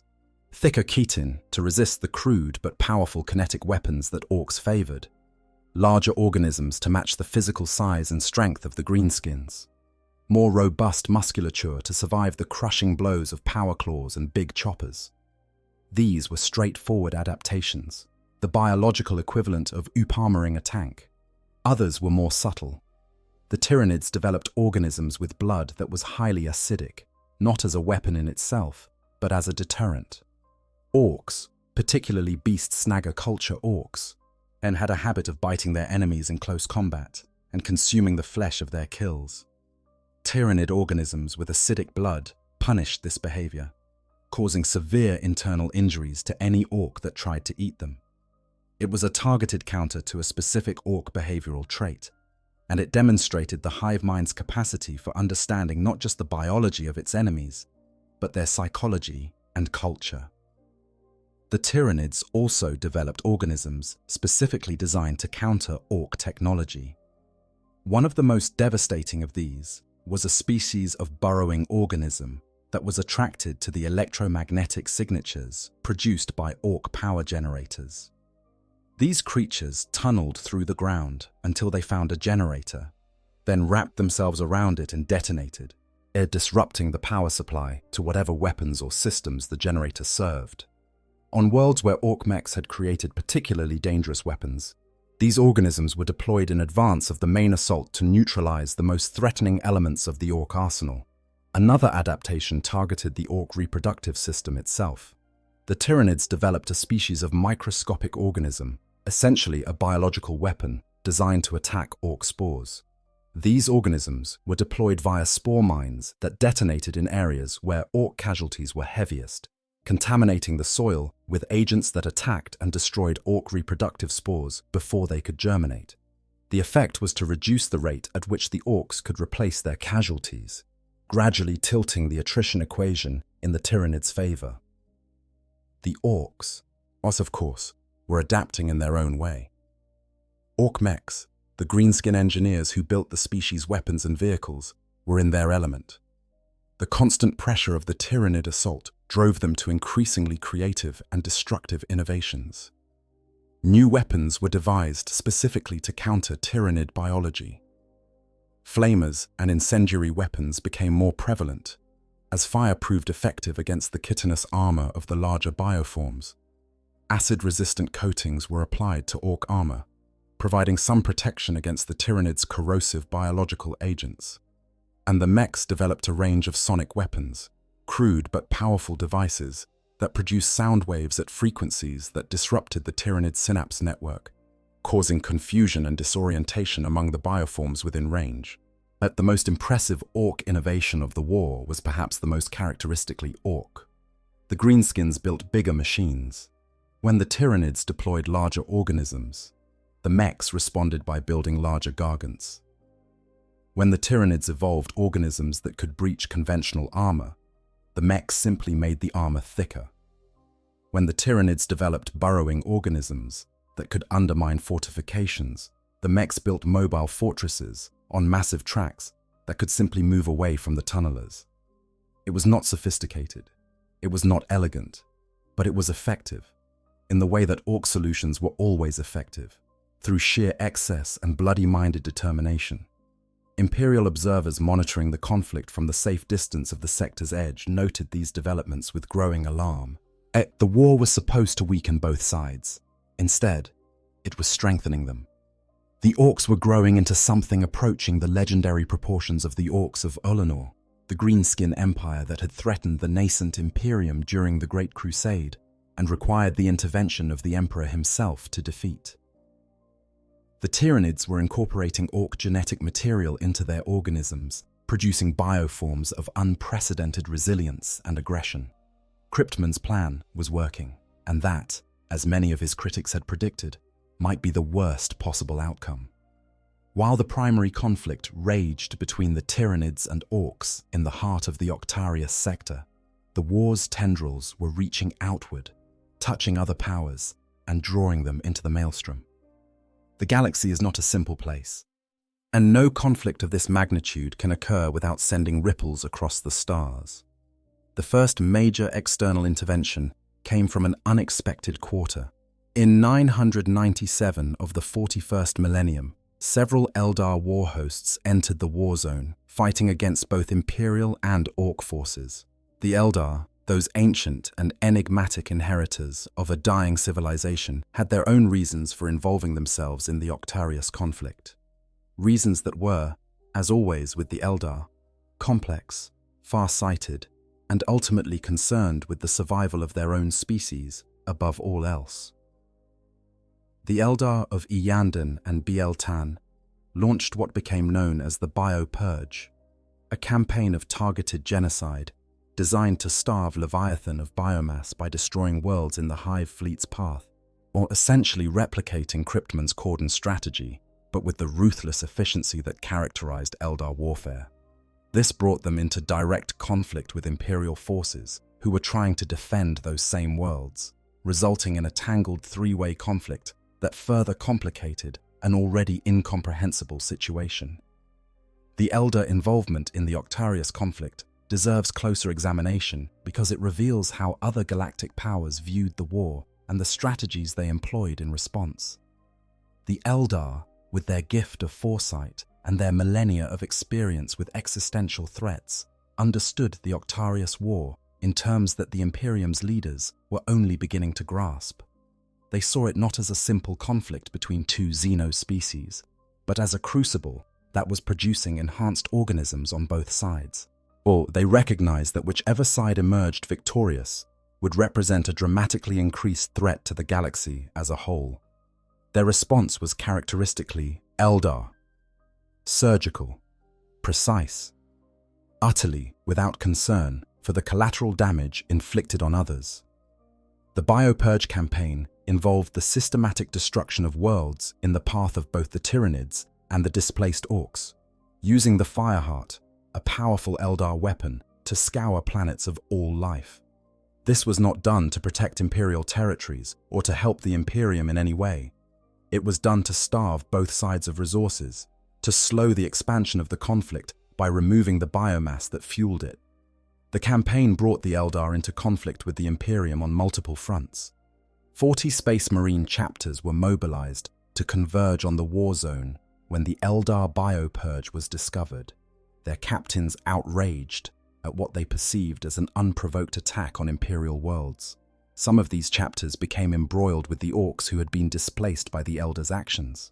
Others engaged the Eldar directly, creating a chaotic multi-faction conflict that consumed resources the Imperium could ill afford to spend. On the agri-worlds of the Verdox system, the Eldar autarch Sunspear and his army of ghost warriors found themselves caught between vengeful space marines and the vanguard of Hive Fleet Leviathan. Rather than being destroyed between the hammer and the anvil, Sunspear demonstrated the tactical genius that made Eldar commanders so feared, drawing the Space Marines into a direct confrontation with the Tyranids, while his own forces withdrew to fight another day. It was a masterpiece of battlefield manipulation, and it cost the Imperium dearly. The Eldar also interfered directly in the Orc-Tyranid conflict in ways that served their own inscrutable purposes. On one notable occasion, the Overfiend of Octarius himself, in pursuit of a stranded avatar of Cain that had been generating a powerful psychic signal, left his capital world with a significant fleet. The Overfiend intended to loot the avatar, that most sacred of Eldar war constructs, and use its power to bolster his own forces. A small force of Space Marines and Eldar warriors combined to stop him, defeating his fleet in a brief but intense void engagement. The Overfiend was forced to return to Octarius empty-handed, in his attempt to acquire a powerful new weapon for the war effort, thwarted by the intervention of species that had their own agendas. The Eldar's involvement in the Octarius conflict illustrates a broader truth about the 41st millennium. No war is fought in isolation. Every conflict draws in other powers, other interests, other agendas. The Octarius War may have started as a confrontation between Orks and Tyranids, engineered by a human inquisitor, but it rapidly became something much larger and more complex. A multi-faction conflict that drew in Space Marines, Imperial Guard, Death Watch, Eldar, and Chaos forces, each one pursuing its own objectives in a theater of war that was already the most dangerous in the galaxy. But the most significant external intervention, the one that would shape the course of the Octarius War for years to come, was the arrival of the single most dangerous Orc in the galaxy, Gazgakul Mag Uruk Thraka, the Beast of Armageddon, the Prophet of Gork and Mork, the self-proclaimed greatest war boss who ever lived. Gazgakul's involvement in the Octarius War was almost accidental. If anything involving the most powerful Orc warlord in the galaxy can truly be called accidental. He had been waging his own wars across the galaxy, most notably the protracted Third War for Armageddon, when he received what he interpreted as a divine calling from the Orc gods themselves. Gork and Mork, the twin deities of the greenskin race, had spoken through his Weird Boys during a desperate space battle against the Black Templars and Commissar Yarrick. They told him that it was not his time to die, and that the entire galaxy must echo to the battle cry of the Orcs. They charged him with gathering a great war unlike any the galaxy had ever seen. To do this, he must defeat every other major Orc warlord and bring their forces under his command. Gazgakul's flagship, the Kill Wrecker, vanished into the warp during the battle and re-emerged in the Octarius sector. Whether this was fate, divine intervention, or simple warp randomness is a question that scholars will debate until the stars go out. What matters is that Gazgakul found himself in the middle of the galaxy's most violent war zone, surrounded by Orcs who needed a leader and Tyranids who needed killing. By the time Gazgakul arrived, the Orc forces in the Octarius sector were under the command of Zog Steeltooth, a Death Skull warlord who had risen to fill the power vacuum left when the previous Overfiend, Gorsnik Magash, had departed for Armageddon. Steeltooth's rule had been unsteady, his authority constantly challenged by rivals, and his forces stretched thin by the Tyranid invasion. Ghazghkull changed everything. He did not ask for command. He took it. In the way that Orks always determine leadership, through demonstrations of overwhelming force, he threw himself into the fighting with an enthusiasm that inspired even the battle-hardened Orks of Octarius. And then something happened that elevated his status from warboss to near deity. He was swallowed by a Morlock. Morlocks are among the most terrifying of Tyranid bioforms, massive tunneling organisms that burrow beneath the ground and erupt upward to consume prey whole. They are living missiles of chitin and acid, designed to devour entire squads of enemy soldiers in a single attack. When a Morlock swallowed Ghazghkull, the Orks who witnessed it assumed the worst. Even the greatest warboss could not survive being consumed by a creature designed specifically for consumption. But Ghazghkull was not most Orks. From within the Morlock's digestive tract, he fought, he tore, he cut. And then, in a display of sheer physical brutality that became legend among the greenskins of Octarius, he ripped his way out of the creature's body from the inside, emerging covered in acid burns and alien fluids, but very much alive. His war cry as he burst from the Morlock's dying carcass rallied every Ork within earshot. If the prophet of Gork and Mork could survive being eaten alive, what chance did the bugs have against the rest of them? The hive mind took note. Whatever intelligence guided the Tyranid swarm recognized Ghazghkull as a threat of a different order from the warbosses it had faced before. It would not underestimate him again. Ghazghkull reorganized the Ork forces of Octarius with the efficiency of a born commander. He rallied the scattered tribes, broke the factional fighting that had weakened the greenskin response, and redirected the full might of the Ork Empire against the Tyranid invaders. Under his leadership, the Orks pushed back, retaking ground that had been lost and inflicting casualties on the hive fleet at a rate that even the Tyranids' recycling engine could not fully replace. But Ghazghkull did not stay. He was not interested in defending Octarius. He was interested in building the greatest war the galaxy had ever seen, and Octarius was just one step in that journey. After reinvigorating the greenskin cause in the sector, he departed, taking a fleet of approximately 5 million warships with him. 5 million. Let that number sink in. He left the Ork Empire of Octarius with the largest greenskin armada in living memory, drawn from the ranks of the war-hardened veterans of the Octarius conflict, and pointed them toward the broader galaxy. The Space Wolves would later receive psychic visions of what was coming. Their rune priests saw a great green fire spreading between the stars, a conflagration that threatened to engulf entire sectors. They interpreted it, correctly, as the prelude to the largest Ork offensive in thousands of years. Behind him, Ghazghkull left the Octarius War still raging, but his intervention had shifted the balance, at least temporarily, back in favor of the Orks. Zog Steeltooth resumed command of the remaining forces, bolstered by the momentum and morale that Ghazghkull's presence had generated. The Tyranids would need a new approach if they were going to break the stalemate. They would find one. They always did. The World Eaters arrived next. Because in the Octarius sector, if something terrible was happening, someone was always willing to make it worse. The Skull Hunter Voda Bloodprice was a warband dedicated to Khorne, the blood god, the chaos deity of war, violence, and slaughter. They had heard about the Octarius War, the way that predators hear about a wounded animal thrashing in the underbrush. What the psychic emissions of billions of creatures fighting and dying in concentrated slaughter had resonated through the warp like a dinner bell, and the followers of Khorne had come running. The World Eaters were not interested in taking territory or achieving strategic objectives. They were interested in one thing only: killing.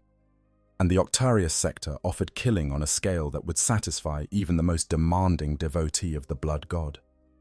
Within the space of a single year, over 8,000 skulls were offered to Khorne. The smallest of these was the size of a boulder, which gives you an idea of the kind of creatures the World Eaters were fighting. They attacked Orks and Tyranids with equal enthusiasm, caring nothing for which side they harmed, and everything for the volume of blood that flowed. For the followers of Khorne, the Octarius War was not a strategic concern. It was a religious experience, a pilgrimage to the holiest shrine in the galaxy, a temple of violence so pure and so intense that the blood god himself must have looked upon it with approval. The three-way conflict added yet another layer of chaos to an already chaotic situation. The World Eaters were a wild card, a factor that neither the hive mind nor the Ork war bosses could predict or control. They struck without warning, attacked targets of opportunity, and vanished back into the warp when the fighting grew thin, only to re-emerge elsewhere when the killing picked up again. For the Tyranids, the Chaos Forces represented a unique problem. Demons and chaos-tainted organisms offered virtually no biomass for consumption. Their bodies, being at least partially composed of warp energy rather than physical matter, dissolved when slain, leaving nothing for the digestion pools to process. Fighting the World Eaters cost the Hive fleet resources without providing any return. It was an unprofitable engagement, the biological equivalent of a bad investment. For the Orks, the Chaos Forces were simply more enemies to fight, and the Orks were happy to oblige. In what became one of the more bizarre episodes of the Octarius War, the arrival of the World Eaters actually caused a temporary convergence of interest between the Orks and Tyranids. Not an alliance, nothing so coordinated. But when the Hornate forces inserted themselves directly between the two warring factions, both the Greenskins and the bioorganisms found themselves attacking the same target from different directions. Of the Demons and Chaos Marines, sandwiched between green muscle on one side and alien chitin on the other, were eventually driven back into the warp. Not defeated exactly, because the followers of Khorne do not recognize the concept of defeat, but removed from the immediate battlefield. The Chaos intervention had an important effect on the balance of power in the Octarius sector, because while the Orks reproduced at the same rate regardless of what they were fighting, the Tyranids only benefited from battles where they could recover biomass. The period spent fighting Chaos Forces had drained the Hive fleet's reserves without replenishing them, while the Orks had continued to grow stronger from the additional fighting. When the World Eaters were gone, the balance on the planet of Octarius itself had shifted in favor of the Greenskins. As the Overfiend recognized this and pressed his advantage, pushing the Tyranids back across the entire mega-continent. The hive mind found itself on the defensive, its forces depleted by the unprofitable chaos engagement, its strategies complicated by the presence of Orks that had grown larger and more powerful than any the fleet had yet encountered.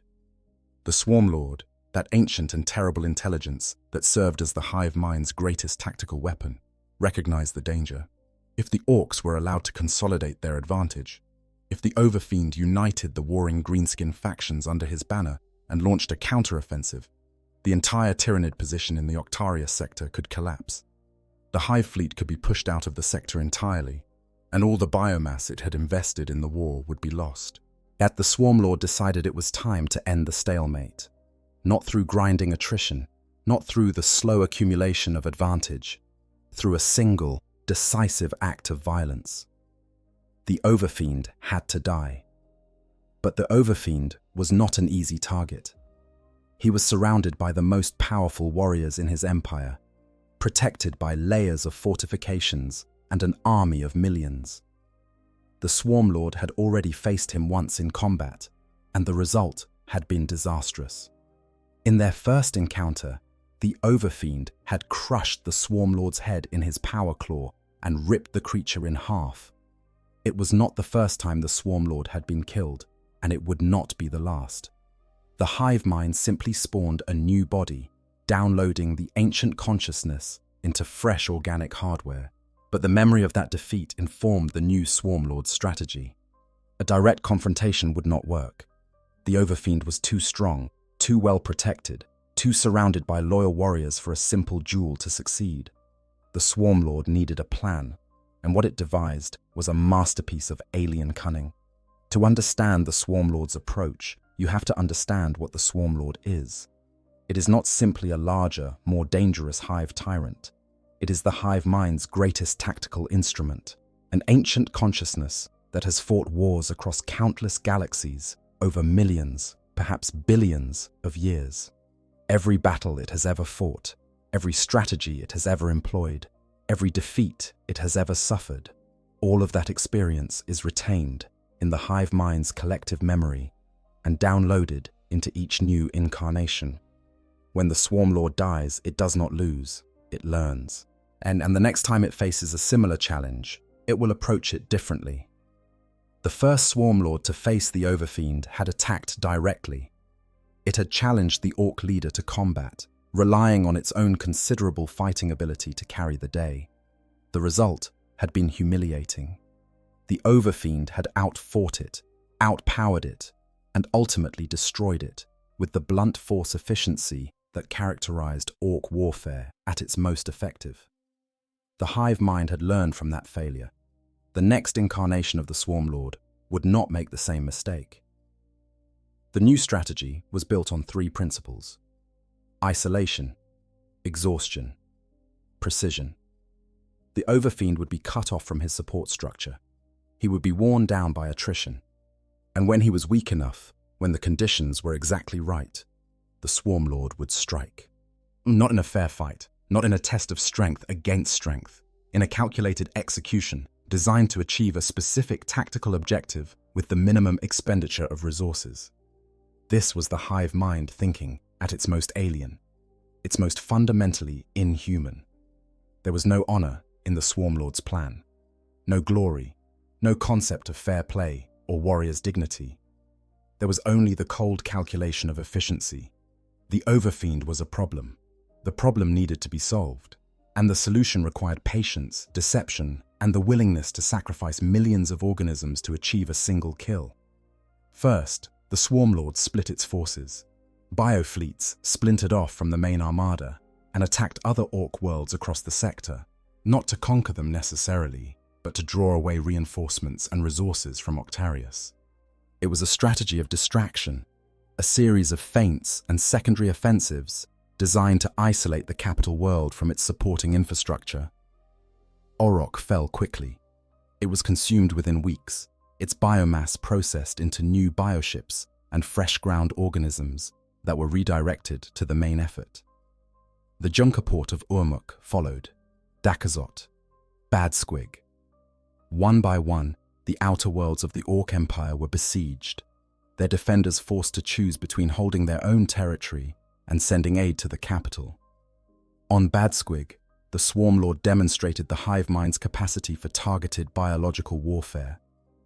The Orc forces on that world were led by a war boss called Gragnat Stompkrumper, whose beast snagger forces specialized in hunting and riding large creatures.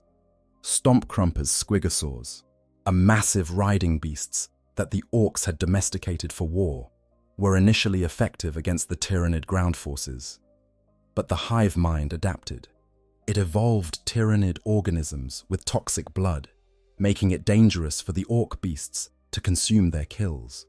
It surrounded its larger bioforms with swarms of smaller creatures, denying the beast snaggers the clean, satisfying kills that fueled their morale. The Orcs found themselves fighting harder for fewer rewards. Kills became scarce. Frustration mounted. Stompkrumper's authority, which depended on his ability to deliver good fights and impressive trophies, began to erode. The war boss's undoing came at the claws of a bio-titan, a massive Tyranid organism of a type the greenskins of Badsquig had never encountered before. The creature was something new, something the hive mind had evolved specifically for the conditions of the Octarius War. It tore through Stompkrumper's forces and killed the war boss himself, collapsing the Orc command structure and allowing the swarm to consume the planet. With the outer worlds falling and reinforcements cut off, the Swarmlord turned its full attention to Octarius. Thousands of bioships moved into orbit around the capital world, forming a blockade that battled wave after wave of Orc defense ships and blockade runners. The Orc fleet was formidable, a motley collection of cruisers and ram ships and converted hulks that fought with the aggressive recklessness typical of greenskin void warfare. But the Tyranid biofleet had numbers on its side, and unlike the Ork ships, its vessels could be replenished from the biomass of consumed worlds. Every bioship destroyed was a temporary setback. Every new bioship grown was a permanent addition to the fleet. The Swarmlord deployed vanguard organisms to the surface, lictors and genestealers that infiltrated behind the Ork lines and wreaked havoc on supply chains and communications. It was a strategy of disruption, designed to create confusion and force the Overfiend to spread his forces thin, trying to counter threats that appeared and vanished without warning. All of this was preparation. All of it was designed to create the conditions for the decisive blow. The Swarmlord wanted the Overfiend isolated, tired, weakened by attrition, and distracted by threats from every direction. And then, when the moment was right, the Swarmlord would strike. The Tyranid assault on Octarius proper was overwhelming. Waves of mycetic spores carried billions of organisms to the surface. The sheer density of the invasion made the original landings look like a scouting expedition. The sky was black with falling spores, and the mountains shook under the impact of their landing. But the Overfiend had not been idle during the preparation phase. The mechs under his command had turned the entire mountain continent into a fortress. Mountain ranges had been converted into weapon platforms. Valley floors had been mined and booby-trapped. Hidden caverns concealed reserves of ammunition and supplies. And in the most distinctively Ork innovation of the entire war, miles upon miles of rock had been rigged to open up when the weight of Tyranid organisms triggered their mechanisms, revealing vast pits filled with spinning serrated blades. Even the largest bio-titans that fell into these traps were reduced to pulp. The Tyranids took staggering casualties in the initial assault. The mountain fortresses and mega-weapons of the Ork mechs exacted a toll that would have broken any conventional army. Bio-titans fell into hidden pits and were shredded. Swarms of lesser organisms were incinerated by weapons of crude but devastating power. The advance stalled, bogged down in a killing field of Ork design. But the Swarmlord had planned for this.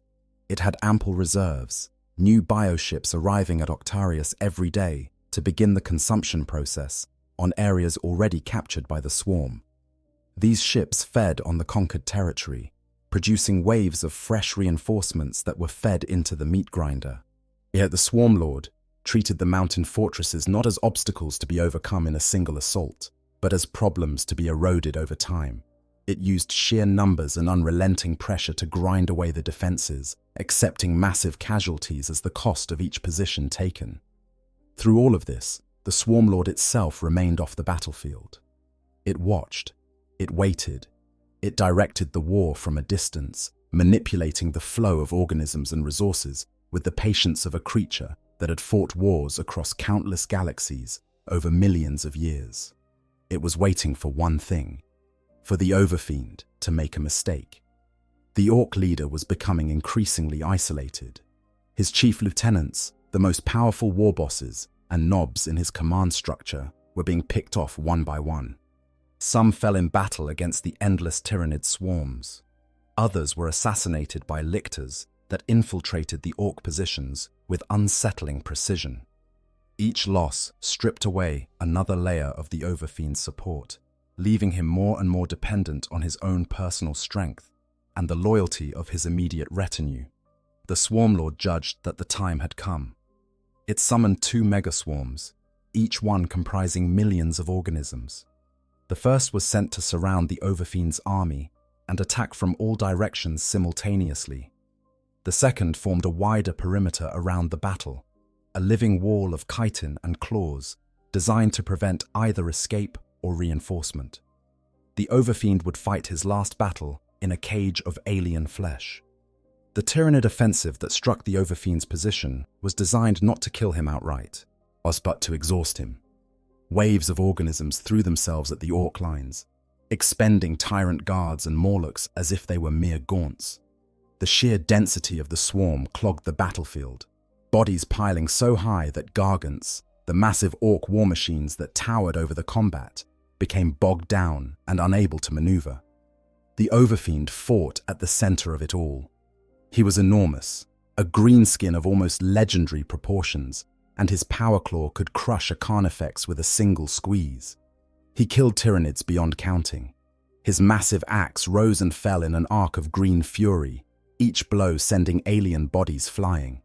But the swarm was endless, and the Overfiend was slowly being separated from his entourage of Scar Boys, the elite warriors who formed his personal guard.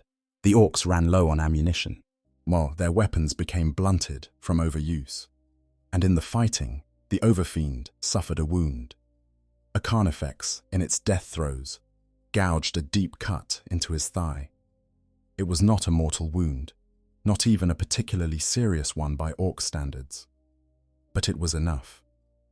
The Swarmlord appeared on the battlefield. It came with an escort of hundreds of tyrant guards and Carnifexes, a bodyguard that crashed into the Overfiend's remaining Scarboys. The fighting was intense. The tyrant guards and Carnifexes were largely annihilated by the sweeps of massive axes and the blades of deaf dreads. But they had served their purpose. They had cleared the way. The Swarmlord and the Overfiend faced each other across a field of broken bodies. The Orc warlord, bloodied but unbowed, his power claw crackling with barely contained energy. The Swarmlord, a four-armed and cold, its bone blades gleaming with a faint, psychic luminescence. The duel was brutal. The Overfiend swung with the raw power that had made him the undisputed ruler of the largest Orc empire in the galaxy. But the Swarmlord was different from the first incarnation the Overfiend had faced. This one had been reborn with the accumulated tactical data of the previous encounter. It knew the Overfiend's patterns, his strengths, his weaknesses, and the greenskin was not at his best. Exhausted, wounded, low on ammunition, and surrounded by the bodies of his fallen warriors.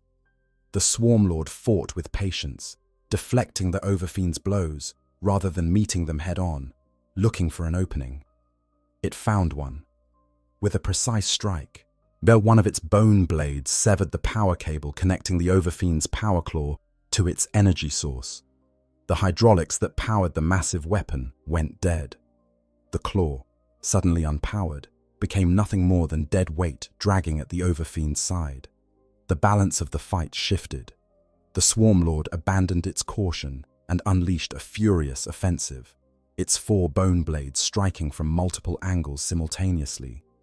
The Overfiend fought back with his remaining weapons, but the loss of his power claw had crippled his fighting capability. The Swarmlord's blades found their marks, smashing through the thick green hide and the crude armor beneath. The killing blow was swift and terrible. Two bone blades smashed open the Overfiend's skull, and then, in an act that served as both tactical victory and biological harvest, the Swarmlord buried its maw within the shattered skull and consumed the Overfiend's brain. The greatest Orc warlord in the Octarius sector was dead.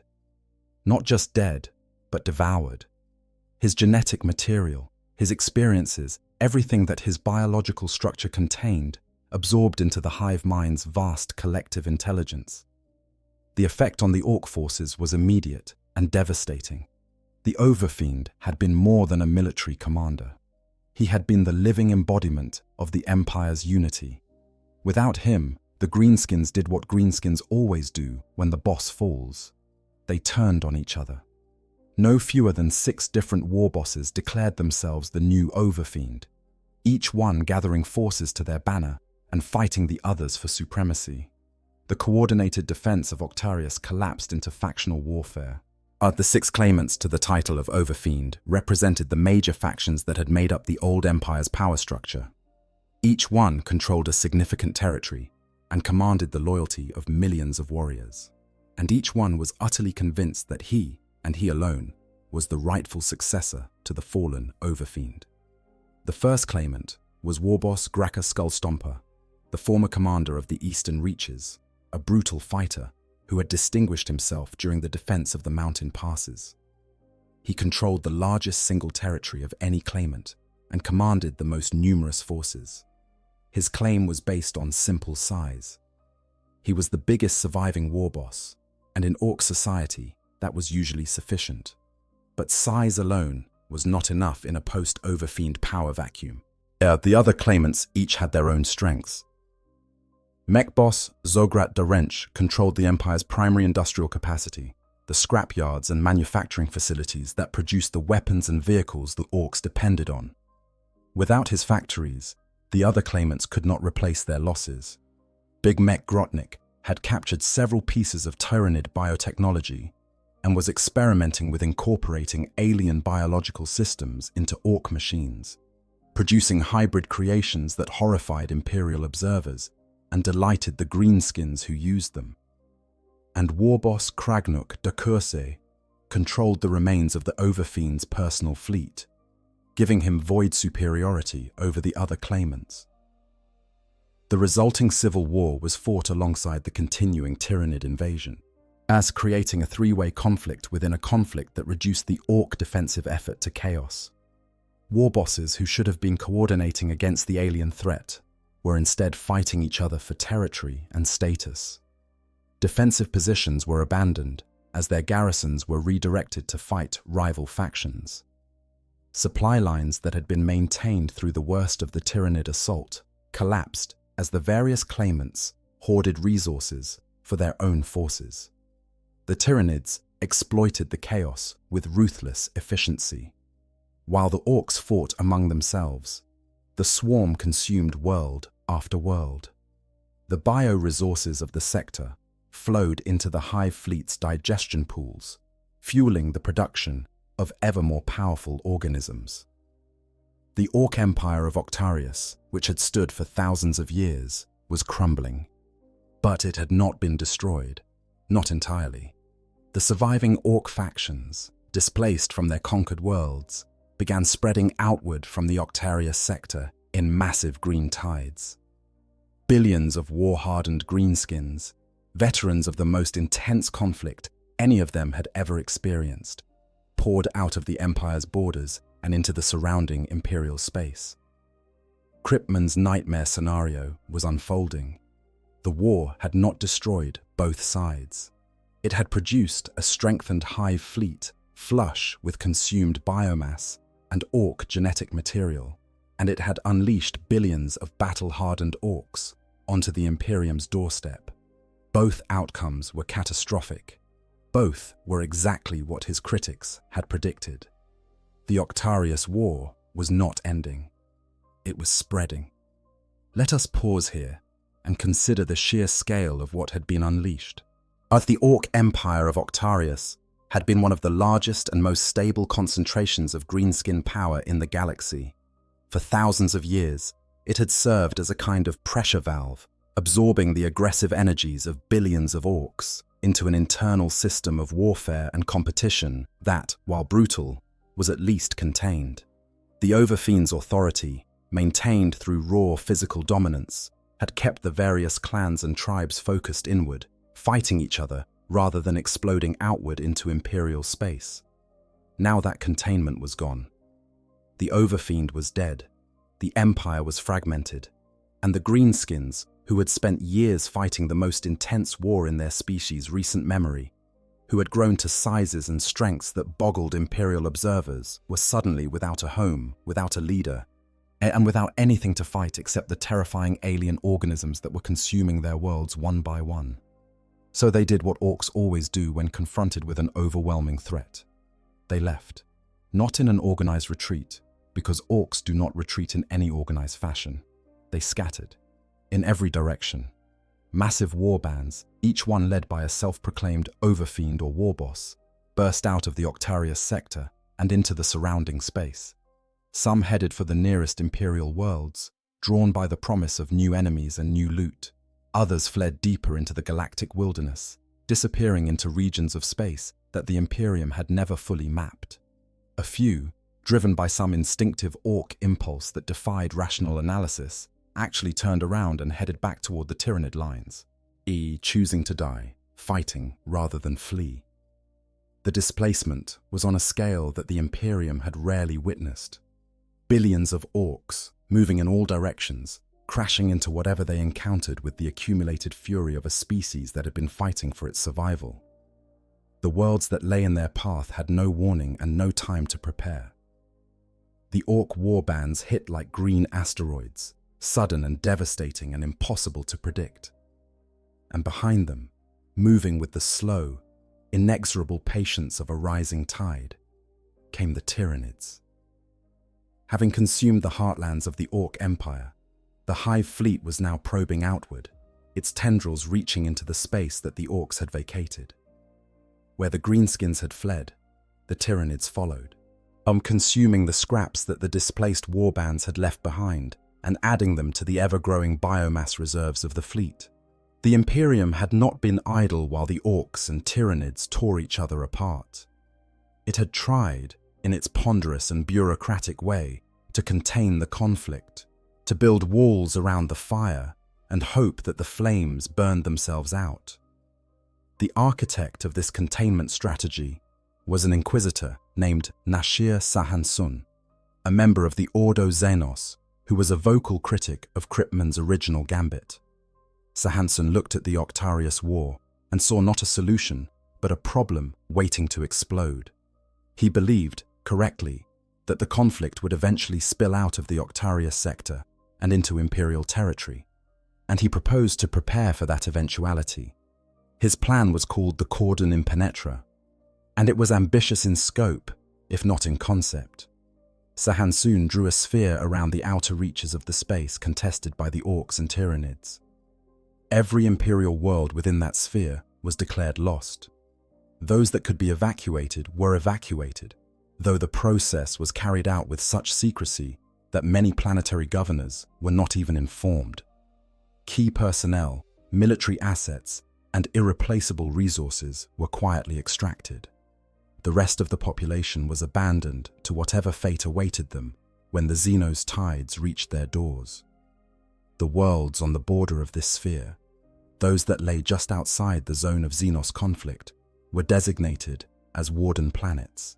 They were to be fortified and reinforced, transformed into a ring of defenses that would, in theory, prevent the Octarius War from spreading into the wider Imperium. It was a containment strategy, a quarantine line drawn around the most dangerous infection in the galaxy. At the same time, Sahansun authorized covert operations within the war zone itself. Imperial forces, primarily Death Watch kill teams, and elements of various Space Marine chapters, including the Celestial Guard, White Panthers, and Silver Templars, conducted raids and sabotage operations aimed at destabilizing both the Orks and Tyranids. The goal was to maintain the stalemate, to ensure that neither side gained a decisive advantage that would allow them to break out of the sector. It was a reasonable plan. In a galaxy that operated according to reasonable principles, it might even have worked. But the Octarius sector did not operate according to reasonable principles. It operated according to the principles of two species that existed to fight, and a warp anomaly that made long-range communication virtually impossible. Communication within and around the Cordon Impenetra was exceedingly difficult. The combined effects of the Great Rift, the ambient psychic energy generated by billions of fighting Orks, and the shadow in the warp produced by the Tyranid hive fleet created a communications dead zone that made it nearly impossible to coordinate the defense. Astropathic messages were garbled or lost entirely. Fleet movements were based on outdated intelligence. Reinforcements arrived at the wrong locations, or not at all. And then the cordon was barely at half strength when everything fell apart. The Pancalis subsector, a cluster of Imperial systems that bordered the Octarius war zone, here was the first to feel the overflow. The invasion came without warning, because warnings required communications, and communications did not work in the Octarius sector. One day the systems of Pancalis were going about their business. The next, they were under attack from both Orks and Tyranids simultaneously. The situation was compounded by Genestealer cult uprisings on several worlds. The cults, which had been established during the initial Genestealer infestations that Kryptman had used to lure Leviathan to the sector, had been growing and spreading for years, embedding themselves in the populations of worlds that thought they were safely behind the cordon. When the Tyranid forces arrived, the cults rose up, overwhelming local defenses from within, while the Hive fleet attacked from without. At Darkmont, at Ahelmil, at Saint's Blessing, world after world fell to the combined assault of external invasion and internal betrayal.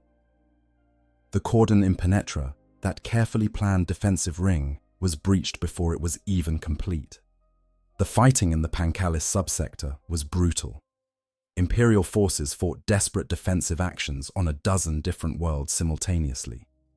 Deathwatch kill teams conducted targeted strikes against synapse creatures, trying to disrupt the hive mind's control over its organisms. Astra Militarum regiments dug in and held their ground against waves of Tyranid organisms that seemed to multiply with every passing hour.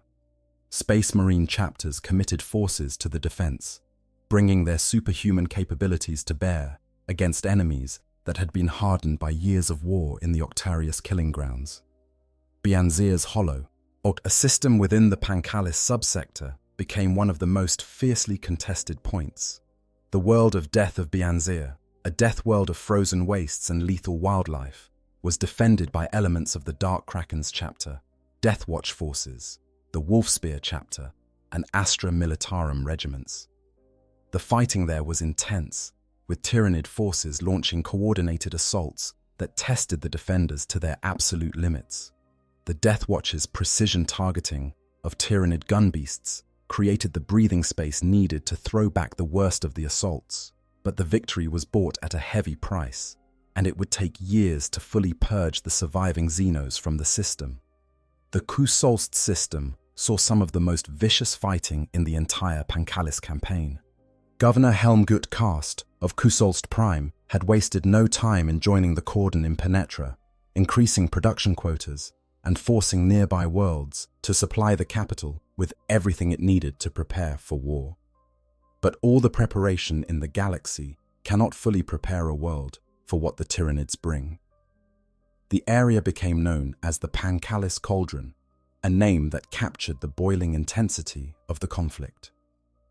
Scattered Imperial resistance remained in the Semethis, Kernak, Analani, and Gidisk systems, but they had otherwise all but fallen.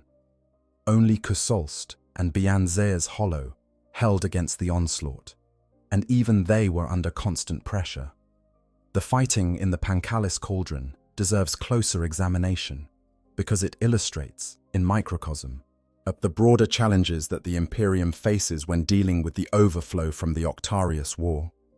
The defenders were not fighting a single enemy, they were fighting two Tyranid organisms that had been hardened by years of war against the Orks, and Ork war bands that had been displaced from their conquered worlds and were looking for new territory to claim.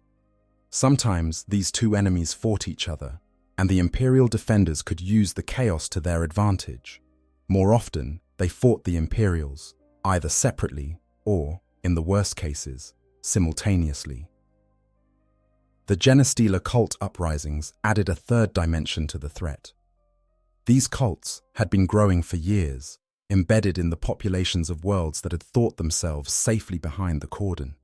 Their members had infiltrated every level of society, from the lowest hab workers to the highest levels of planetary government. When the signal came, when the Hive fleet's approach triggered the psychic activation that all Genestealer cults are programmed to respond to, these embedded agents rose up as one. Governments were overthrown in hours. Military installations were sabotaged. Communication networks were disrupted. The defenders found themselves fighting enemies within their own walls at the same time that enemies were battering at their gates. On Darkmont, the uprising was particularly devastating. The cult had infiltrated the planetary defense force so thoroughly that when the order came to activate the anti-orbital batteries, the cultists who controlled the targeting systems redirected the weapons to fire on the loyalist troop concentrations instead. Yet the resulting chaos allowed the first wave of Tyranid organisms to land virtually unopposed. On Ahelmil, the cult controlled the water treatment facilities. Their first act of rebellion was to introduce a biological agent into the water supply, a chemical derived from Genestealer biology, that caused hallucinations and psychotic episodes in those who consumed it. Within hours, a significant portion of the population was experiencing violent, paranoid delusions, turning on each other in a frenzy that the cult members used as cover for their own operations. On Saint's Blessing, a shrine world that had been a center of imperial faith for millennia, the cult had embedded itself within the ecclesiarchy. Priests, who had been preaching the emperor's word for decades, were revealed as hybrids, their sermons gradually shifting over the years to include subtle messages that prepared the population for the coming of their alien masters. When the uprising came, the temples themselves became strongholds for the cult, their sacred architecture converted into defensive positions from which the hybrids fought with the fanatical devotion of true believers. These uprisings were not isolated incidents. They were coordinated. The timing was too precise, the methods too consistent, for them to be anything other than the product of a unified intelligence. The hive mind had planned this.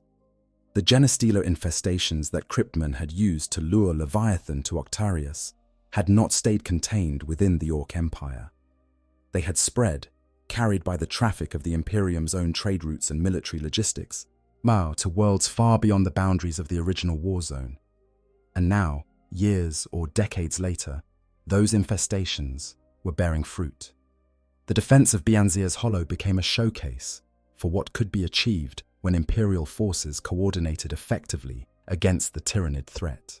The Dark Kraken Space Marine chapter, a relatively obscure successor chapter with a strong naval tradition, committed significant forces to the defense of the death of Bianzir, the system's primary death world. They were joined by elements of the Wolfspear chapter, Deathwatch kill teams, and regiments of the Astra Militarum under the command of Lord General Militant Arneld Highfast. The fighting on death of Bianzir was intense, made worse by the world's already lethal environment.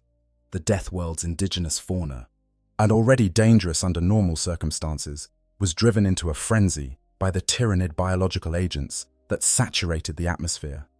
Creatures that would normally avoid human settlements were now attacking them, adding another layer of threat to an already overwhelming situation.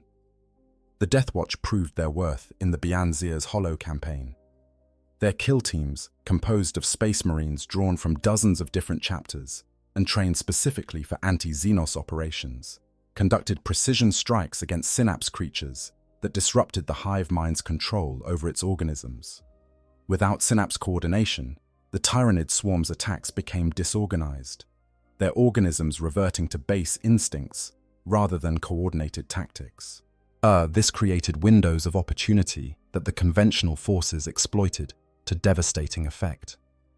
In one particularly critical engagement, Deathwatch kill teams calculated targeting data for Imperial counter-battery fire that silenced the Tyranid gun beasts that had been suppressing the defenders. These gun beasts, massive bioorganisms that functioned as living artillery pieces, had been raining acidic projectiles on the Imperial positions with devastating accuracy. The Deathwatch's precision targeting allowed the Imperial artillery to destroy the gun beasts before they could reposition, breaking the Tyranid siege and giving the defenders the breathing space they needed to launch a counterattack. Without the Deathwatch's actions, Bianzir's Hollow would almost certainly have fallen. The system survived, but the victory was Pyrrhic. The Imperial forces suffered enormous casualties, and it would take years to fully purge the surviving Tyranid organisms from the system's worlds. The indigenous wildlife, now contaminated by Tyranid biological agents, would never fully return to its pre-invasion state. The world had been saved, but it had been changed forever. The Kusolst system told a different story. Governor Helmgut Karst had been proactive in preparing for the invasion, ramping up industrial production and fortifying his world's defenses as soon as word of the Cordon Impenetra reached him. But Kusolst's defenses, while impressive by typical Imperial standards, were designed to resist conventional attacks, not the biological warfare that the Tyranids specialized in. The Tyranids attacked Kusolst not with frontal assaults, but with infiltration. Spore clouds drifted over the planet's surface, seeding it with microorganisms that began breaking down the soil's chemical composition. Lictor organisms infiltrated the industrial complexes, sabotaging machinery and assassinating key technical personnel. Capillary towers, massive organic structures that the Tyranids used to extract a planet's biomass, began growing in the wilderness beyond the settlement perimeters, their roots reaching deep into the earth to tap the planet's water table. The defenders fought back with determination, but they were fighting an enemy that attacked at the molecular level as well as the physical. The Tyranid biological agents contaminated water supplies, degraded building materials, and introduced parasites that weakened the immune systems of the human defenders. Yes, the war on Kusolst was not just a military conflict, it was an ecological one. The Tyranids were not simply trying to kill the planet's inhabitants, they were trying to consume the planet itself, converting its very geology into biological material that could be processed and absorbed. The one system within the cordon that Sir Hansen refused to abandon was Sigma Ulstari, a forge world of the Adeptus Mechanicus. Its industrial output, its strategic location, and its role as an astropath relay post made it too valuable to sacrifice.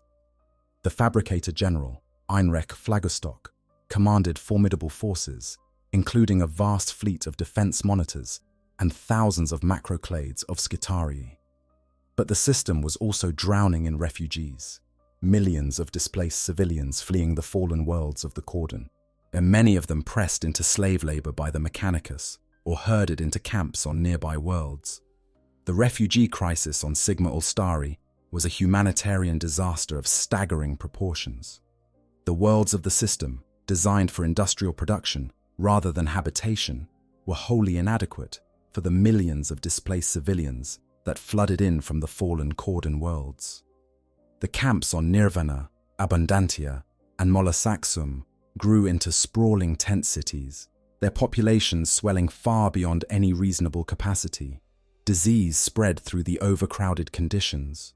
Food supplies, already stretched thin by the wartime production demands of the Forge world, became critically scarce, and thousands of refugees who could not be accommodated on the worlds of the system were left to rot in their transport ships, its entire families living in cargo holds for months on end, waiting for permission to land that would never come.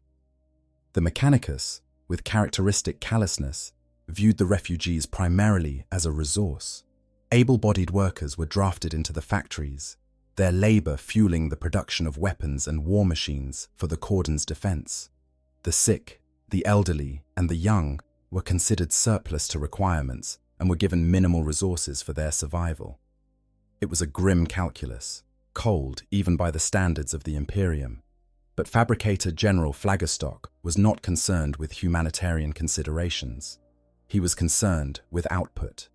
And the Forge world's output was the only thing standing between the Pancalis subsector and total annihilation.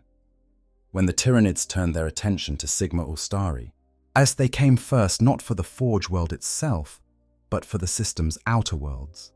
The ocean world of Deuteria was the first to be attacked, and the assault demonstrated a new dimension of Tyranid warfare that the Imperium had rarely encountered before. The hive mind deployed winged and oceanic organisms in a combined amphibious and aerial assault that targeted Deuteria's island settlements and underwater infrastructure simultaneously. The oceanic organisms were something new. The Tyranids had always been capable of operating in aquatic environments, but the creatures deployed at Deuteria showed a level of adaptation that suggested the hive mind had been specifically preparing for this kind of assault. Massive tentacled bioforms, some of them hundreds of meters in length, rose from the deep waters to attack shipping and coastal defenses. Swarms of smaller aquatic organisms infiltrated the planet's freshwater systems, contaminating drinking supplies and attacking the hydraulic infrastructure that the settlements depended on. The defenders met the assault with heavy anti-aircraft fire, barrage balloons, and minefields. The aerial component of the Tyranid attack was blunted by these defenses, but the oceanic organisms proved far more difficult to counter. The Imperium's standard weapons were designed for ground warfare and void combat. Combating enemies beneath the surface of an ocean required specialized equipment that most Imperial forces simply did not possess. Deuteria's fall was a harbinger of what was to come. The Tyranids consumed the world's biomass with their customary efficiency, adding the rich biological resources of an ocean world to the hive fleet's reserves. The organisms that emerged from Deuteria's digestion pools were adapted for aquatic warfare in ways that would prove devastating in future engagements. With Deuteria consumed, the Tyranids advanced on the inner system. The defense of Sigma Ulstari became the focal point of the entire Pancalis campaign. The Forge World's weapons and defenses were formidable, but the Hive fleet had been growing stronger with every world it consumed. The battle for Sigma Ulstari would determine whether the Cordon Impenetra held or collapsed entirely.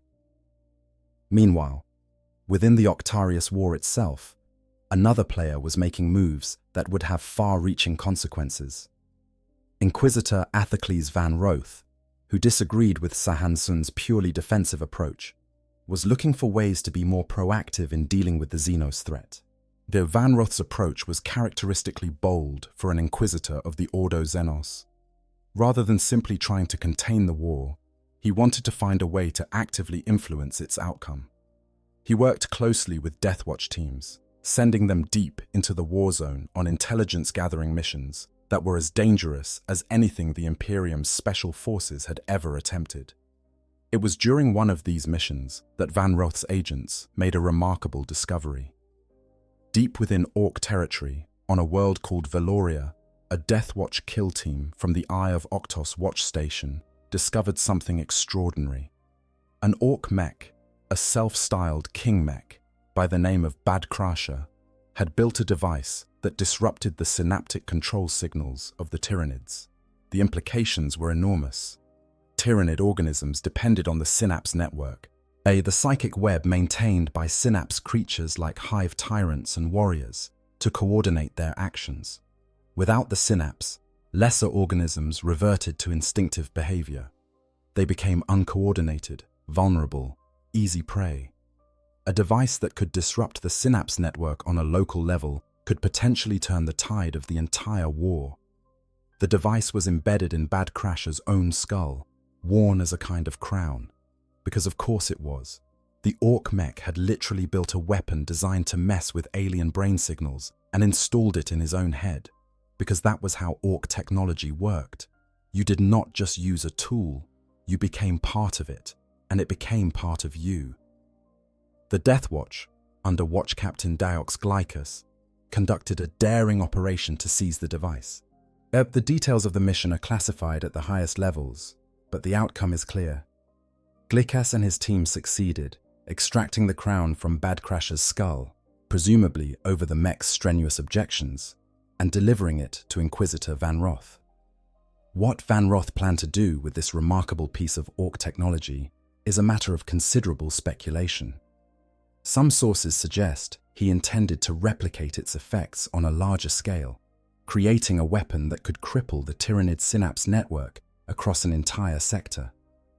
Others suggest he was exploring ways to use it more surgically, targeting specific synapse nodes to create weaknesses in the Hive fleet's coordination that Imperial forces could exploit. Whatever his plans, Van Roth disappeared into the depths of the war zone with his prize, and heading for an Aeldari maiden world in pursuit of some grander scheme that the records do not fully illuminate. His fate and the fate of the synapse-disrupting crown remain unknown.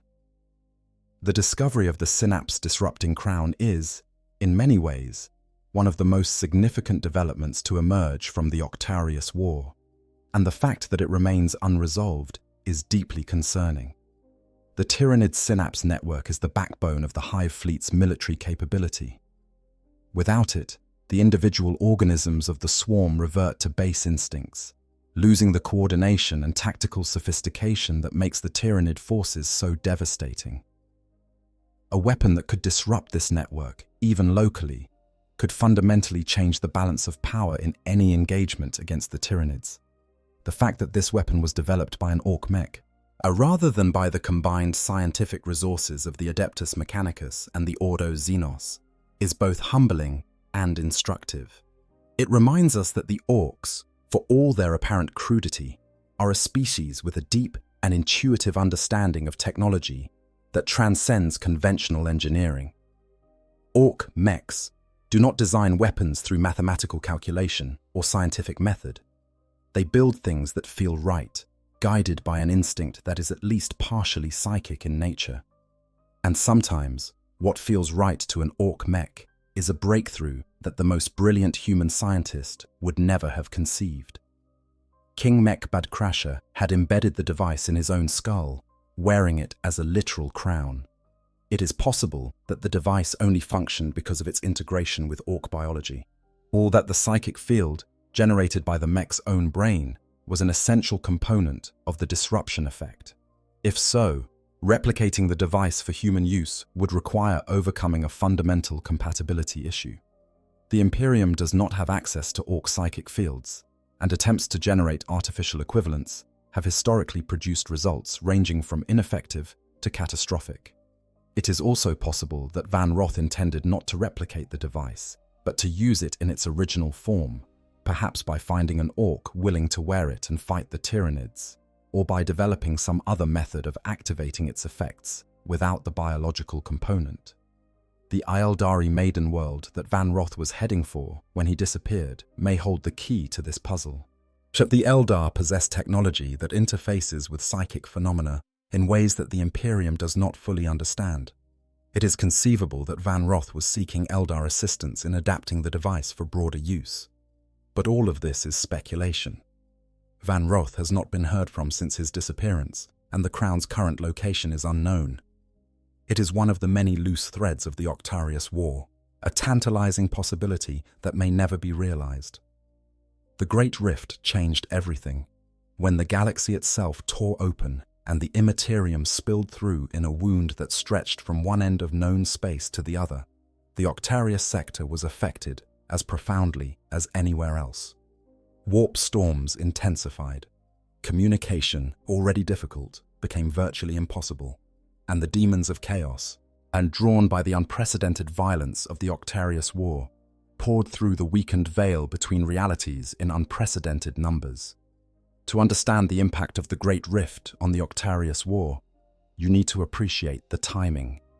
The rift opened during one of the most critical phases of the conflict, when the balance of power between the Orks and Tyranids was genuinely uncertain. Both sides had been fighting for years, each one growing stronger, but neither able to achieve a decisive breakthrough. The war had settled into a grinding equilibrium, a state of perpetual escalation where every advantage was countered, every advance was checked, and every victory was temporary. The Great Rift disrupted this equilibrium in ways that were both immediate and profound. The warp storms that accompanied the rift's opening scattered Tyranid bioships that had been en route to the Octarius sector, delaying reinforcements that the hive mind had been counting on to maintain its pressure on the Ork positions. Bioships that entered the warp in transit were caught in the turbulence and either destroyed or diverted far off course. The Tyranid supply chain, which depended on a steady flow of biomass from consumed worlds being processed into new organisms and shipped to the front, was severely disrupted. At the same time, the weakening of the barrier between real space and the immaterium allowed entities from the warp to manifest more easily and in greater numbers.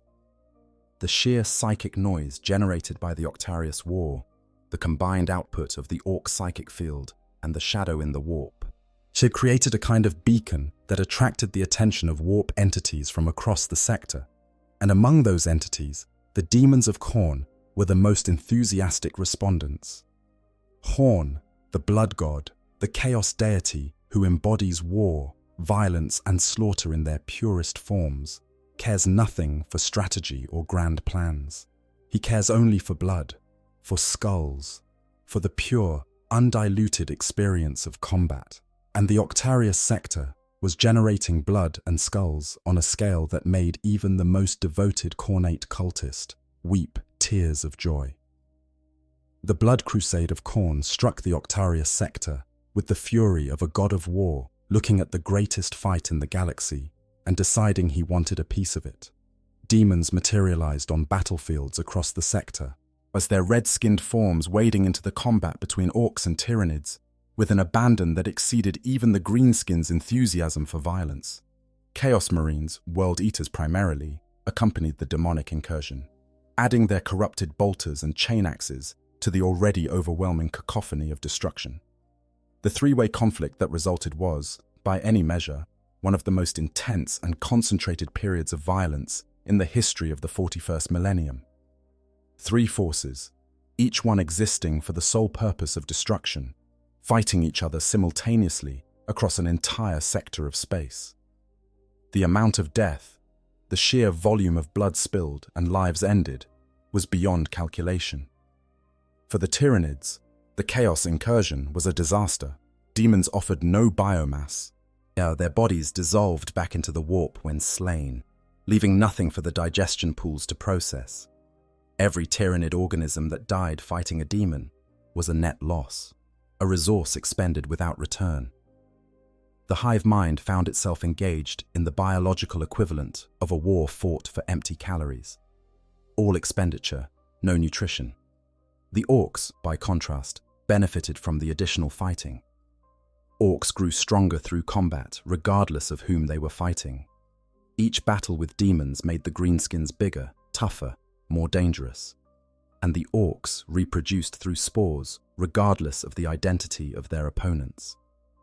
The greenskin population continued to grow even as the Chaos forces thinned the Tyranid numbers.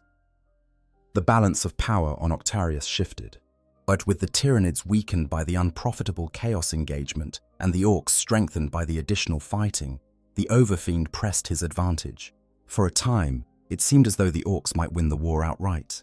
The Tyranid positions on Octarius were pushed back across the entire megacontinent. The hive mind was on the defensive, its forces depleted and its strategies complicated by the presence of enemies that offered no biological reward. But the Great Rift also disrupted the Ork supply lines that had been feeding reinforcements to the Octarius front. And when the Chaos incursion eventually burned itself out, the Tyranid bioships that had been delayed by warp storms finally arrived in the system. Thousands of fresh bioships, carrying billions of new organisms grown from the biomass of consumed worlds, has moved into orbit around Octarius. The Swarmlord respawned aboard the largest of these reinforcement tendrils, its consciousness downloaded into fresh organic hardware, its tactical database updated with everything the hive mind had learned during the Chaos intervention. It was angrier now, if the word angry can even be applied to an alien intelligence of the Swarmlord's nature. More focused, more determined, and this time, it had a plan. In the wake of the Overfiend's death and the fragmentation of the Ork Empire, the galaxy was left to reckon with the consequences of Cryptman's gambit, and those consequences were dire by any measure.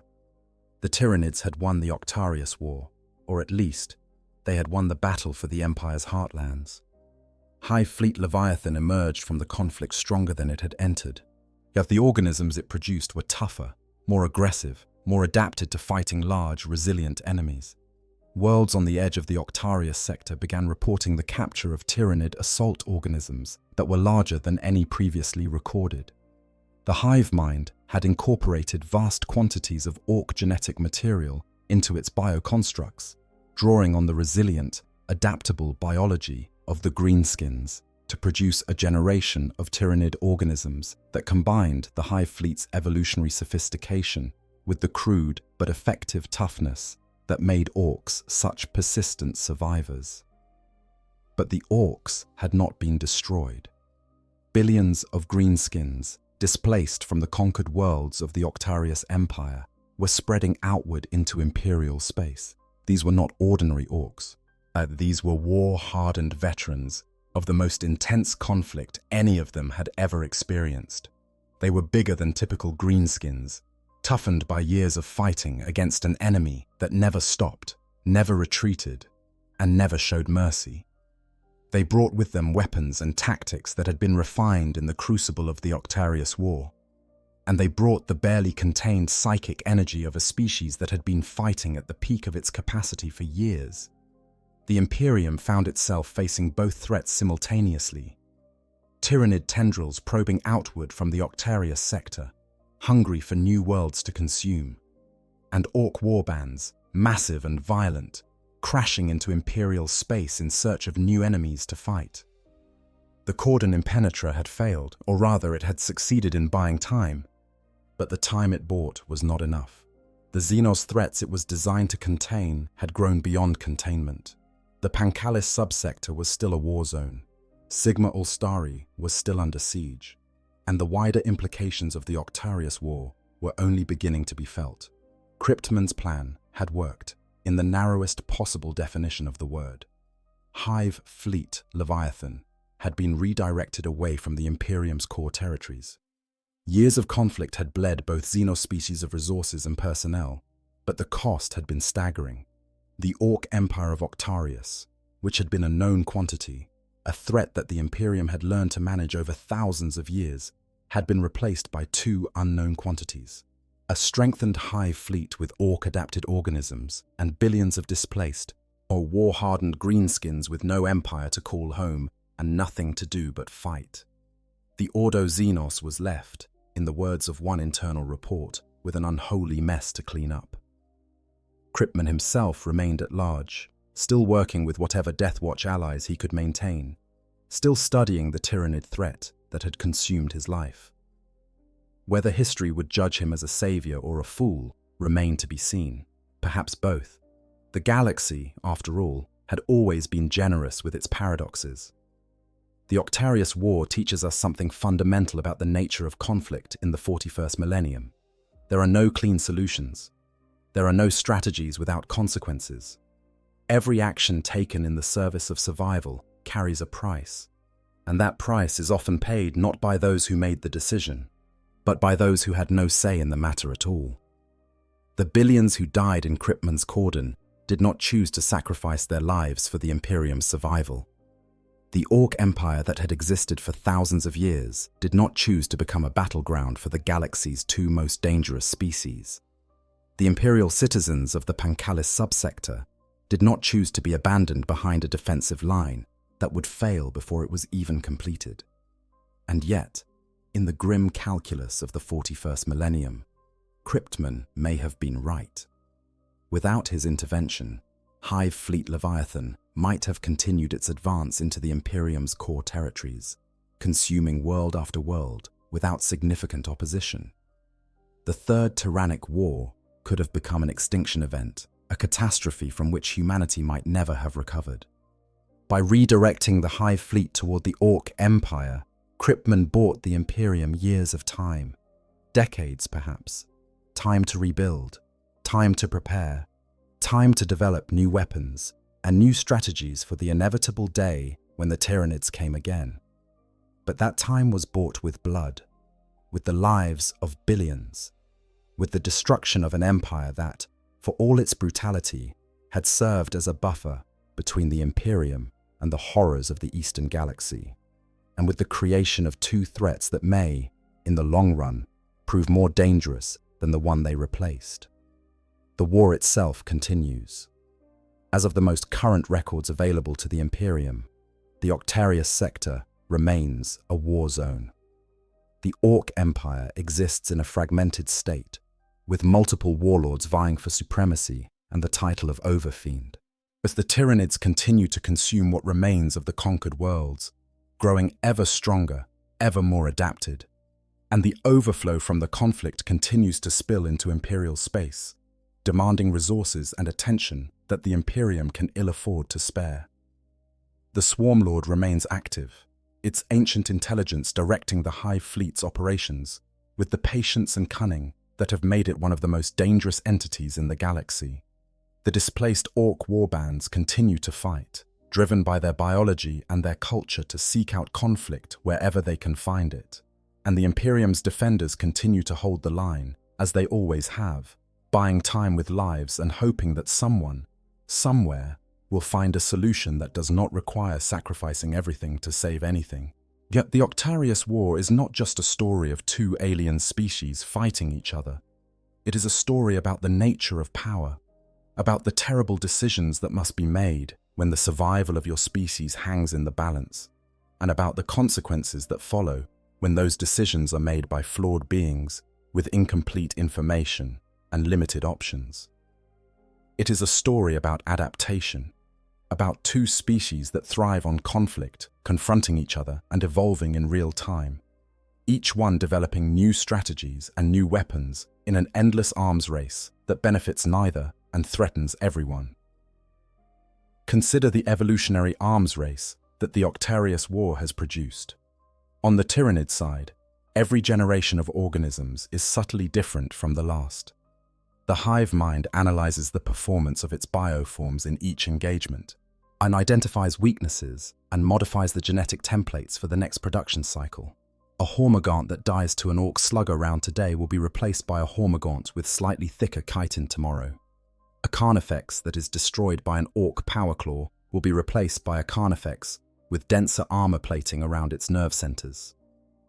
Each cycle of production is an iteration, a refinement, a step closer to the theoretical ideal of a perfect anti-orc organism. On the orc side, the process is less systematic but no less effective.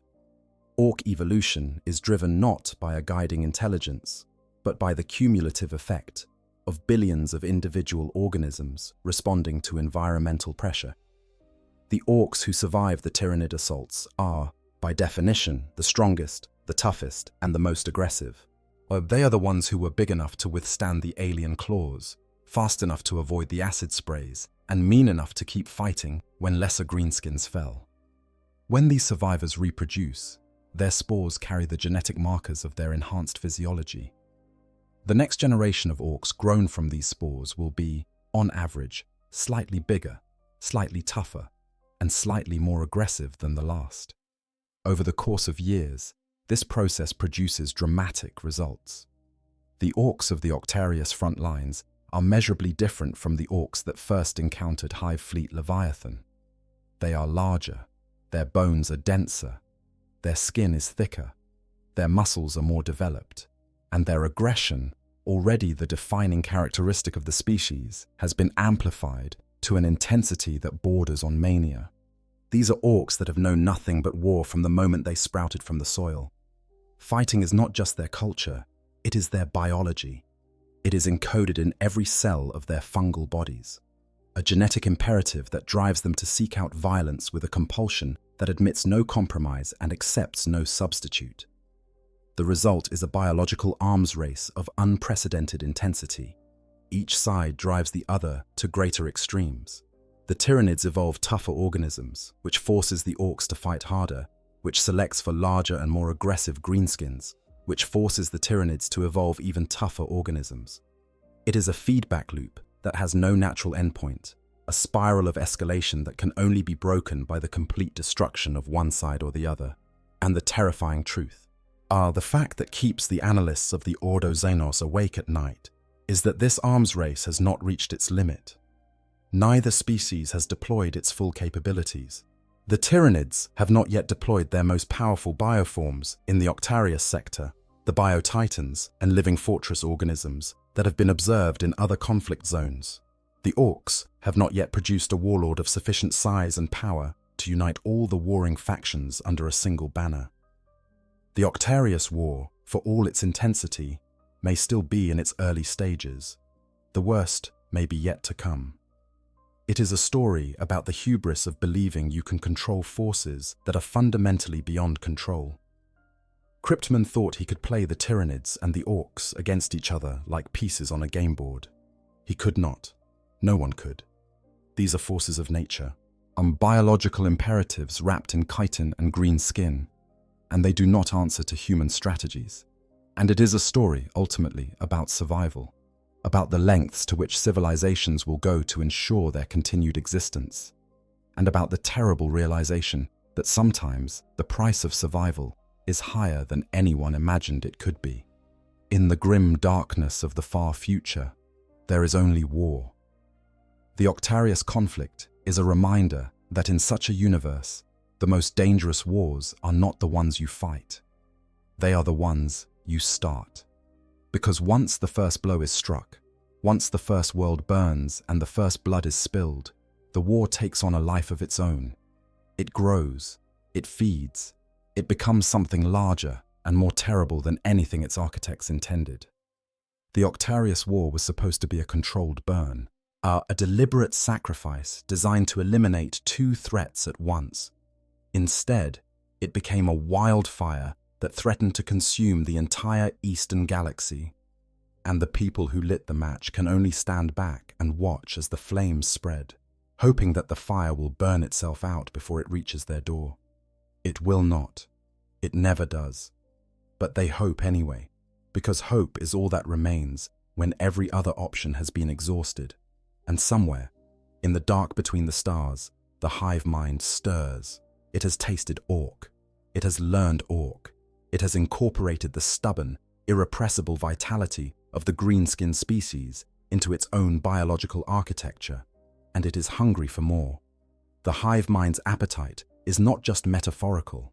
It is a biological imperative, a fundamental driving force that governs every action the Tyranid species takes. The hive fleet does not choose to consume, it must consume. Its organisms require a constant input of biomass to maintain their biological functions, to repair damage, to reproduce, to evolve. Without fresh biomass, the fleet atrophies. Its organisms weaken. Its bioships begin to consume themselves, cannibalizing less essential structures to maintain core functions. A hive fleet that cannot feed is a hive fleet that is dying. The Octarius War provided Hive Fleet Leviathan with an enormous infusion of biomass, but that infusion was not free. The years of warfare consumed vast resources. Millions upon millions of Tyranid organisms were destroyed in the fighting, their biological material lost to Ork weapons and Ork appetites. The Hive Fleet emerged from the war stronger but also hungry. As it had invested heavily in the conquest of the Octarius sector, and the returns, while significant, had not fully replenished its reserves. This means that the Hive Fleet's next moves will be driven, at least in part, by the need to feed. It will seek out worlds rich in biomass, worlds where the harvest can be accomplished quickly and with minimal expenditure of resources. The enhanced organisms that emerged from the Octarius crucible, with their Ork-adapted biology, will make this harvest more efficient. But efficiency alone will not satisfy the fleet's hunger. It needs volume. It needs world after world after world, a steady stream of biomass flowing into its digestion pools to replace what was consumed in the decades of war. The Imperium's worlds, teeming with billions of human inhabitants and the rich ecosystems that sustain them, they'll represent exactly the kind of target that the Hive Fleet needs. Dense concentrations of biomass, limited defensive capabilities, no biological resistance to Tyranid consumption agents. The human worlds on the borders of the Octarius sector are, from the hive mind's perspective, a buffet, an all-you-can-eat buffet that stretches across the stars. And then there are the displaced Orks, the billions of war-hardened greenskins who were pushed out of the Octarius sector by the Tyranid advance, are not sitting quietly in exile. They are moving, fighting, spreading. Every world they reach becomes a new battlefield, a new source of violence that draws in Imperial defenders and consumes Imperial resources. The displaced Orks are not organized enough to pose a strategic threat to the Imperium on the scale of, say, Gazkul's Great War. But they do not need to be organized. They just need to be numerous, and they are. Billions of them, scattered across a dozen subsectors, each one a self-sustaining engine of conflict.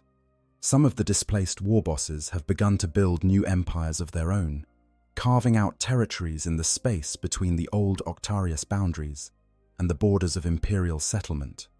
These nascent empires are small compared to what the Overfiend once commanded, but they are growing, and the Orks that populate them are tougher, meaner, and more dangerous than typical greenskins. They carry the biological legacy of the Octarius War in every cell of their bodies, a genetic memory of the most intense conflict their species has fought in millennia. If one of these displaced war bosses were to unite the scattered warbands under a single banner, then the result would be a greenskin host of terrifying power, an army composed entirely of super Orks, veterans of the Octarius Crucible, led by a warlord who had been forged in the same fire. Such a force could challenge anything the Imperium could throw at it short of a full-scale crusade. And there is always the possibility that Ghazghkull will return. The greatest war boss in the galaxy visited the Octarius sector once before, rallying the Ork defenders and slaying a Morlock in one of the most celebrated episodes of greenskin heroism in living memory. He left to pursue his own grander designs, his great war that would encompass the entire galaxy. But if the Octarius Orks were to unite under a new leader, if the displaced warbands were to coalesce into something approaching the old Empire's power, Ghazghkull might see an opportunity too good to pass up. A ready-made army of war-hardened veterans, already unified under a strong leader, ready to be absorbed into his ever-growing crusade.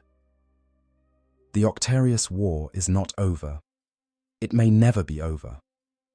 But the next phase, whatever it brings, will be fought by combatants that are stronger, fiercer, and more dangerous than anything the galaxy has seen since the darkest days of the Age of Strife.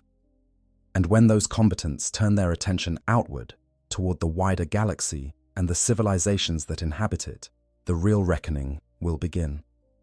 Now, before we close this out, let us take a step back and consider the broader implications of what the Octarius War means for the galaxy as a whole.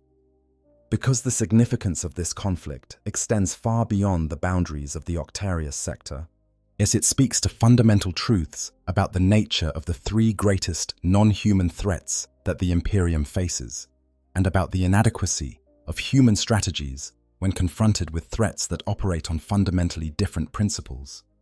The Tyranids and the Orks are, in many ways, mirror images of each other. Both are species that thrive on conflict. Both grow stronger through war.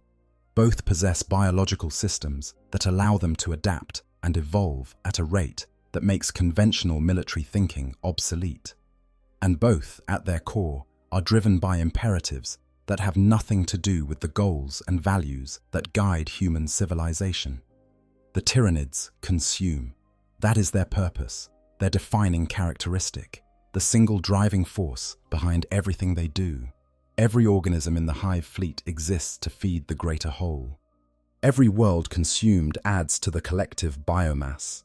Every species encountered provides new genetic material to be incorporated into the endless cycle of adaptation and evolution. The Tyranids do not conquer. They do not rule.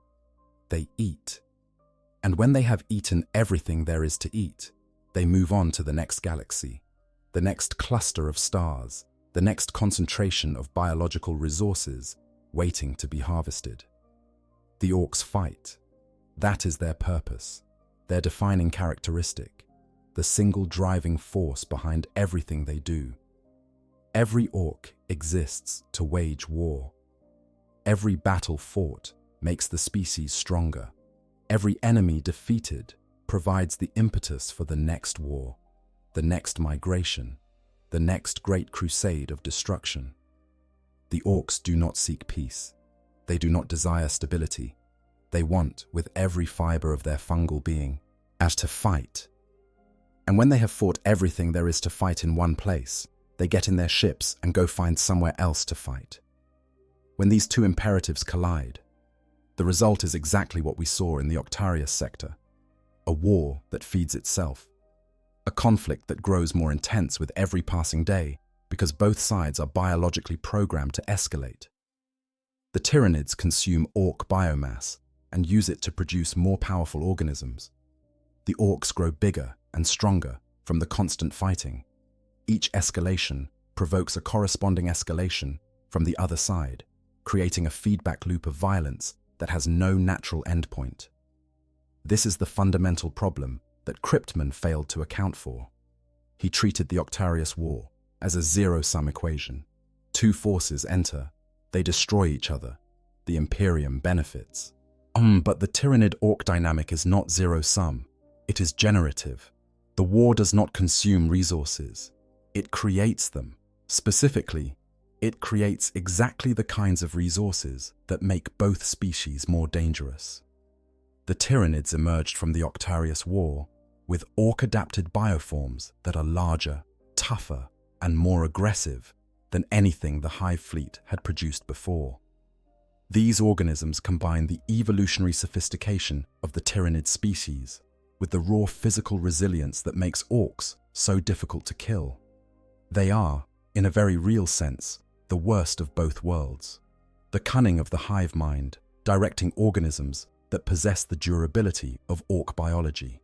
The orcs, or rather the survivors of the Orc Empire, emerged from the war hardened beyond anything the Imperium had seen in millennia. The greenskins who escaped the fall of Octarius were not ordinary orcs. They were giants, boys the size of knobs the size of war bosses, creatures that had been fighting, growing, and evolving in the most intense crucible of warfare the galaxy had to offer. When these war-hardened greenskins hit Imperial space, the defensive forces they encountered were wholly unprepared for the scale and ferocity of the assault. And this brings us to the third implication of the Octarius War. The Imperium's strategic framework, its entire approach to managing alien threats, was not designed for situations like this. Imperial strategy is built around the assumption that threats can be contained, managed, and eventually defeated through the application of sufficient force. You identify the enemy, you muster the armies, you fight until one side or the other is destroyed. It is a framework that works, after a fashion, against conventional adversaries, against enemies that fight for territory or resources or ideology. But the Tyranids do not fight for territory, they fight to consume. And the Orks do not fight for resources, they fight because fighting is what they are. Neither species can be deterred by displays of strength. Neither can be negotiated with or pacified. Neither will stop fighting because they have achieved their objectives, because their objectives are, by definition, infinite. The Tyranids will consume until there is nothing left to consume. The Orks will fight until there is nothing left to fight. The Octarius War demonstrated, in terms that even the most hidebound Imperial strategists could understand, that these species cannot be played against each other without consequences that dwarf the original threat. The attempt to use one Xenos species as a weapon against another did not solve the problem. It amplified it. The galaxy is now facing Tyranid organisms that have been refined in the crucible of a conflict against one of the most resilient species in existence, and Orc warbands that have been forged in the same crucible against one of the most dangerous. The lesson of Octarius is not that Kryptman was wrong to redirect the Hive fleet. Given his limited options and the scale of the Tyranid advance, his actions may have been the only viable choice. The lesson is that in the 41st millennium, there are no good choices. Only choices that are less catastrophic than the alternatives. And even those less catastrophic choices carry consequences that echo across centuries and sectors. The Octarius War continues. The galaxy continues to spin. And somewhere in the void between the stars, the forces that were unleashed in the Octarius sector continue to grow, to adapt, and to prepare for the next phase of a conflict that may, in the end, consume everything. Now, I want to talk about something that often gets lost in the grand strategic narrative of the Octarius War. The human element. Not the Inquisitors and their grand schemes, not the Space Marines and their heroic last stands. The ordinary people. The billions of Imperial citizens who were caught between the ambitions of Xenos hunters and the jaws of alien monsters. The cordon impenetra was not just a military concept, it was a death sentence for millions of people. When Sahan Sun drew his sphere around the Octarius war zone and declared everything within it lost, he was condemning the populations of those worlds to abandonment. Some were evacuated, yes. Key personnel, military assets, valuable individuals who possessed skills or knowledge that the Imperium deemed worth preserving. But the majority, the factory workers and farmers and hab-block dwellers who made up the bulk of the population, were left behind. The evacuation process was carried out in such secrecy that many planetary governors were not even told what was happening. Key officials were quietly extracted in the night while the rest of the population slept, unaware that they had been written off by the very Imperium they served. Some individuals who learned of the evacuation and refused to leave were simply abandoned. Others bribed their way onto evacuation transports, corruption being as much a feature of the Imperium's bureaucracy as piety and devotion. Those who remained faced different fates, depending on which enemy reached them first.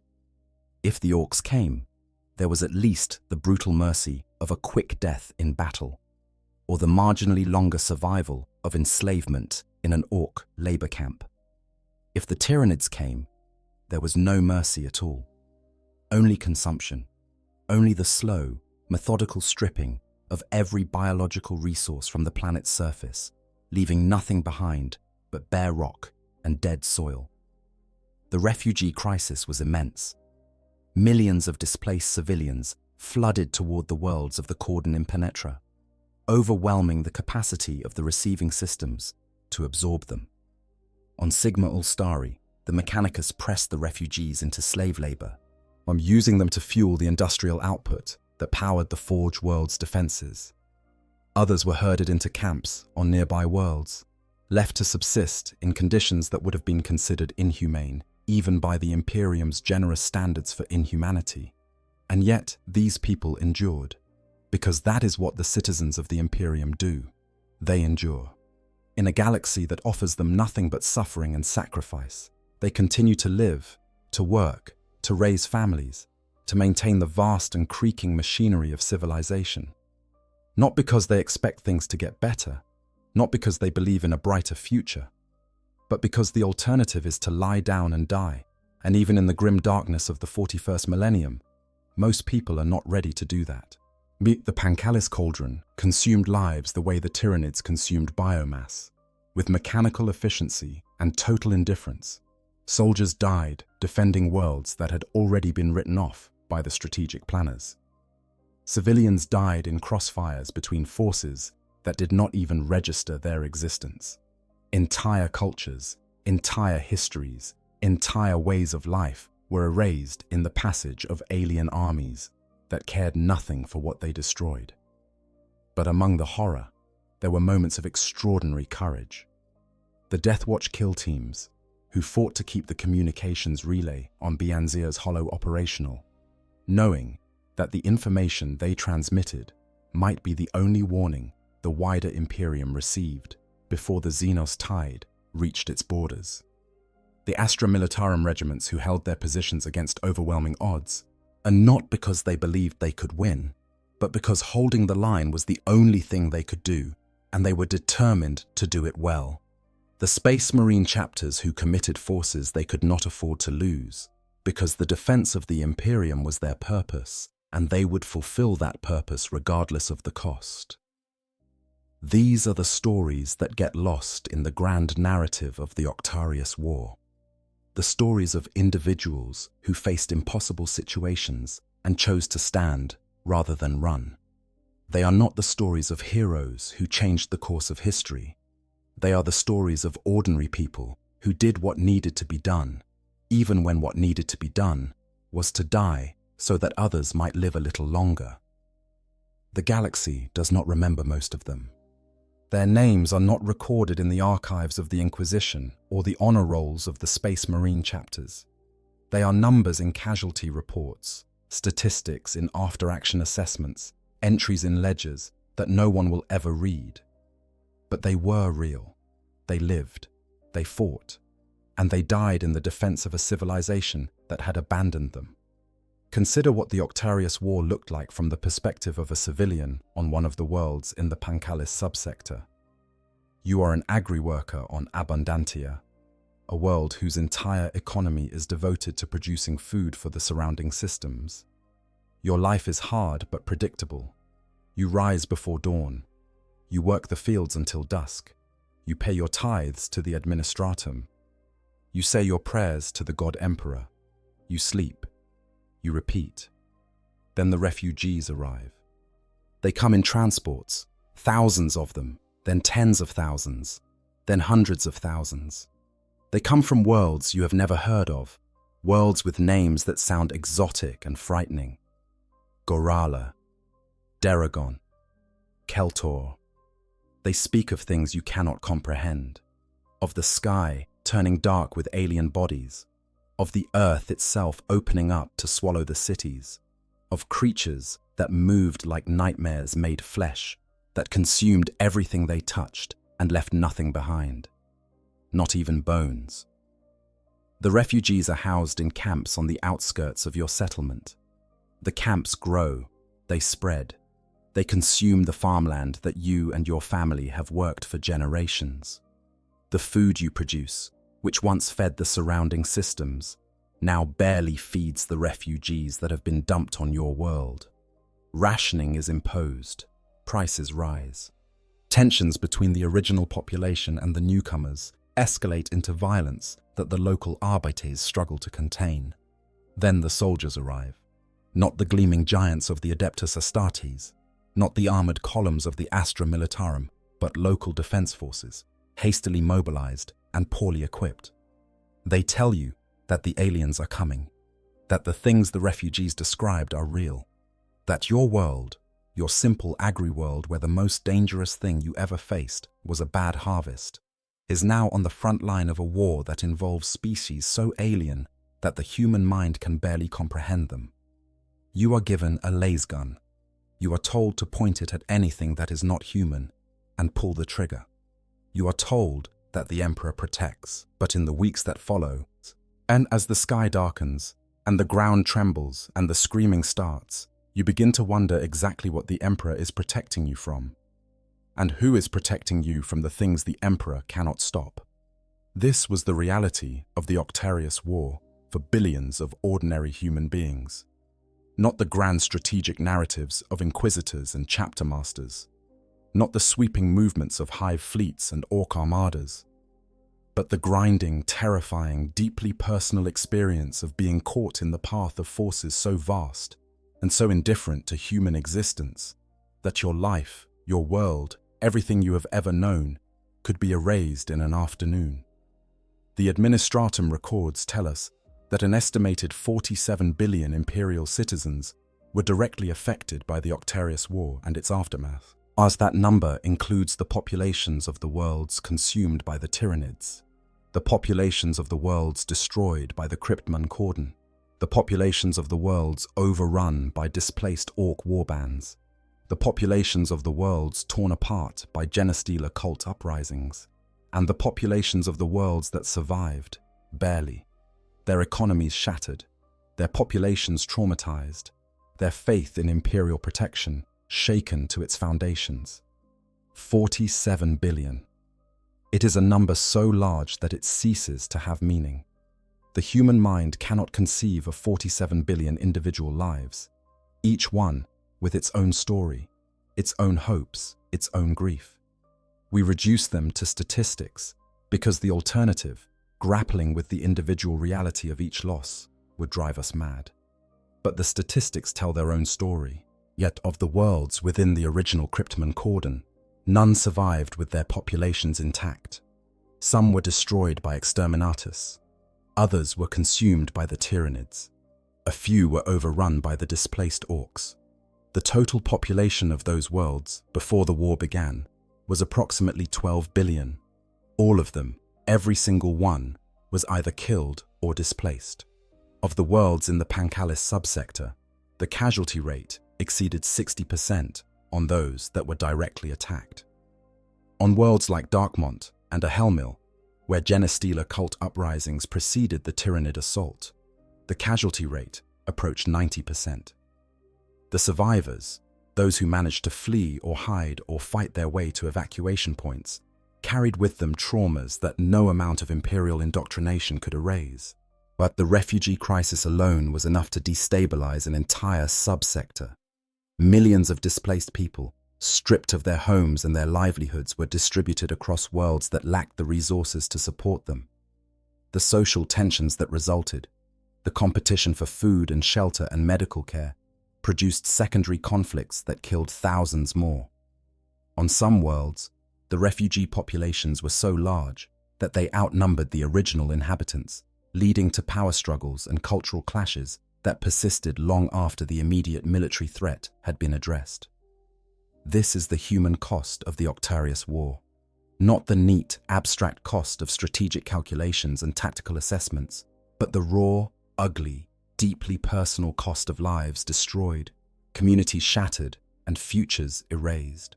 Whilst it is a cost that does not appear in the tactical briefings of the Ordo Xenos or the after-action reports of the Death Watch, but it is real, it is enormous, and it continues to mount with every day that the war persists.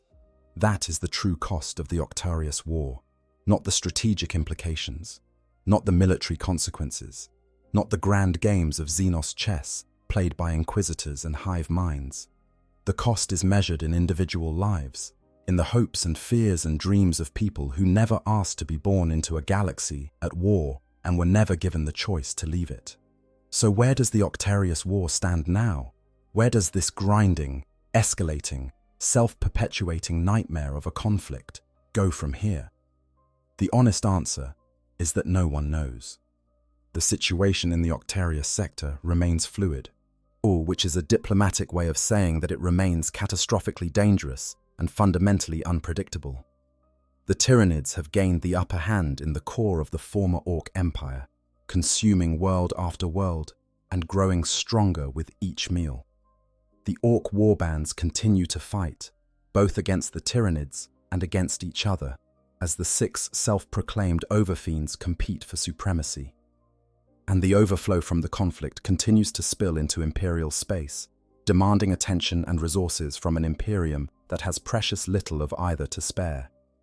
The hive mind has learned from the Octarius War. It has incorporated Ork biology into its catalogue of genetic tools, and the organisms it now produces reflect that incorporation. Our future encounters between the Imperium and Hive Fleet Leviathan will involve Tyranid bioforms that are tougher, more aggressive, and more difficult to kill than anything that came before. The Octarius War was not just a battle. It was a training ground, a laboratory, a forge in which the hive mind hammered its organisms into something new and terrible. Let us dwell on this for a moment, because the biological implications of the Octarius War are among the most alarming aspects of the entire conflict. The Tyranid species is, at its core, a genetic harvesting machine. Every organism it consumes is analyzed at the molecular level. Every genetic sequence that offers a potential advantage is catalogued, stored, and eventually incorporated into new bioforms. When the Tyranids consume a world, they are not simply eating, they are learning. They are studying the biological solutions that evolution has produced on that world over millions of years, and they are incorporating those solutions into their own genetic toolkit. The Ork genome is one of the most robust and adaptable in the galaxy. Ork biology is designed for survival in hostile environments. Their cells regenerate at extraordinary rates. Their immune systems are capable of fighting off infections that would kill most other species. Their musculature grows denser and more powerful in response to physical stress.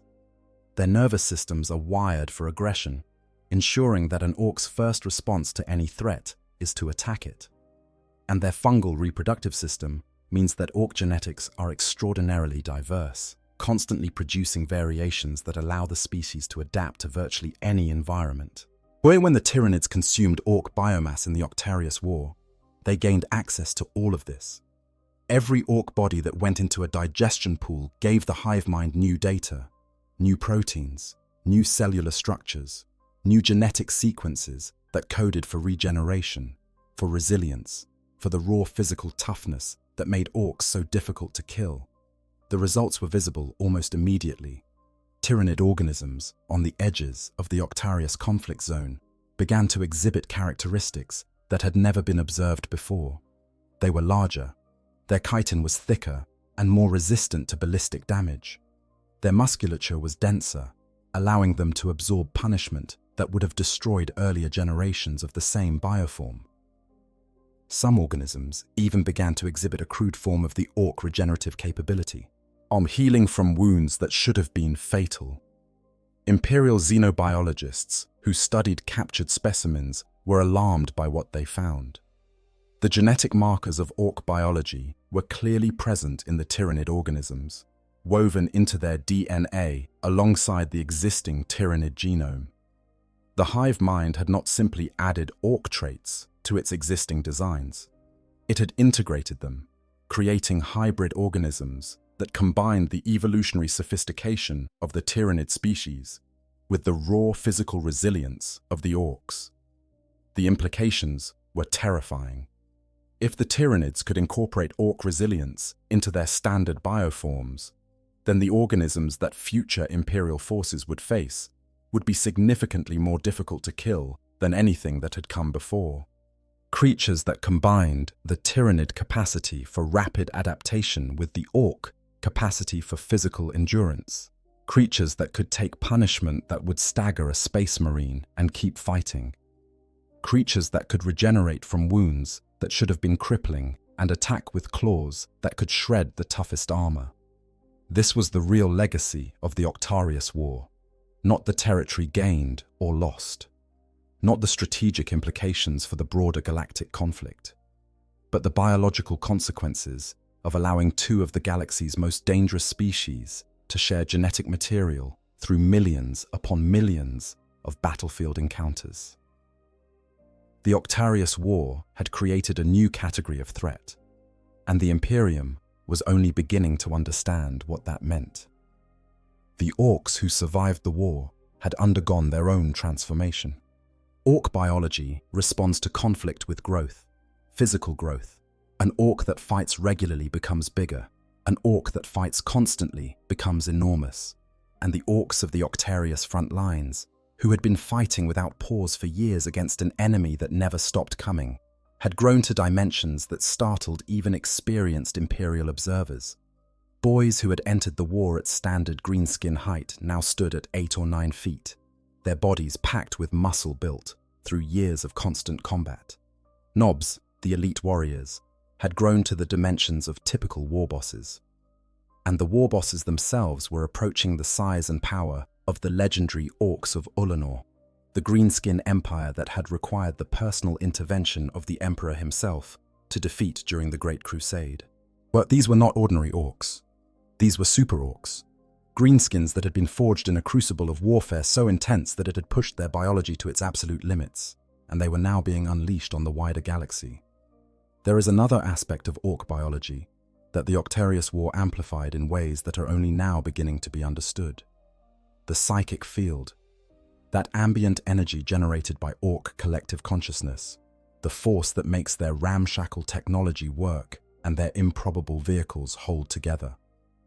This field grows stronger when Orks gather in large numbers and when they fight with particular intensity.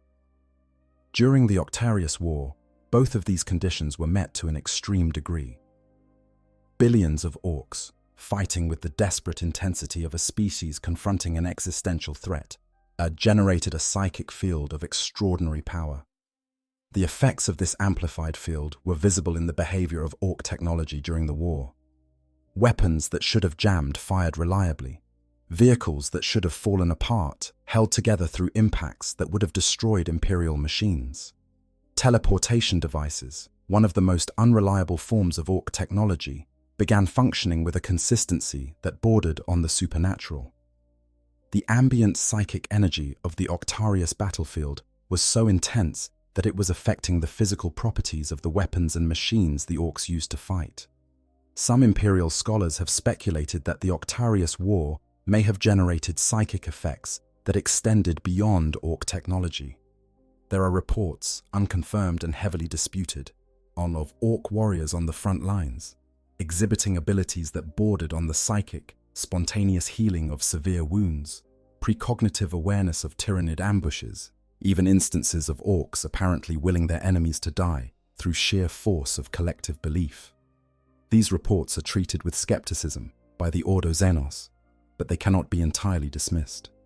The psychic field generated by the Octarius War was something unprecedented in the Imperium's experience, and its full effects may not be understood for generations. The Orks, for their part, have been scattered but not broken. The greenskin species is fundamentally incapable of being broken, because breaking requires a coherent structure that can be shattered. And Orc civilization is not a structure, it is a process. A biological imperative that exists in every individual greenskin, in every spore they shed, in every world their presence has contaminated.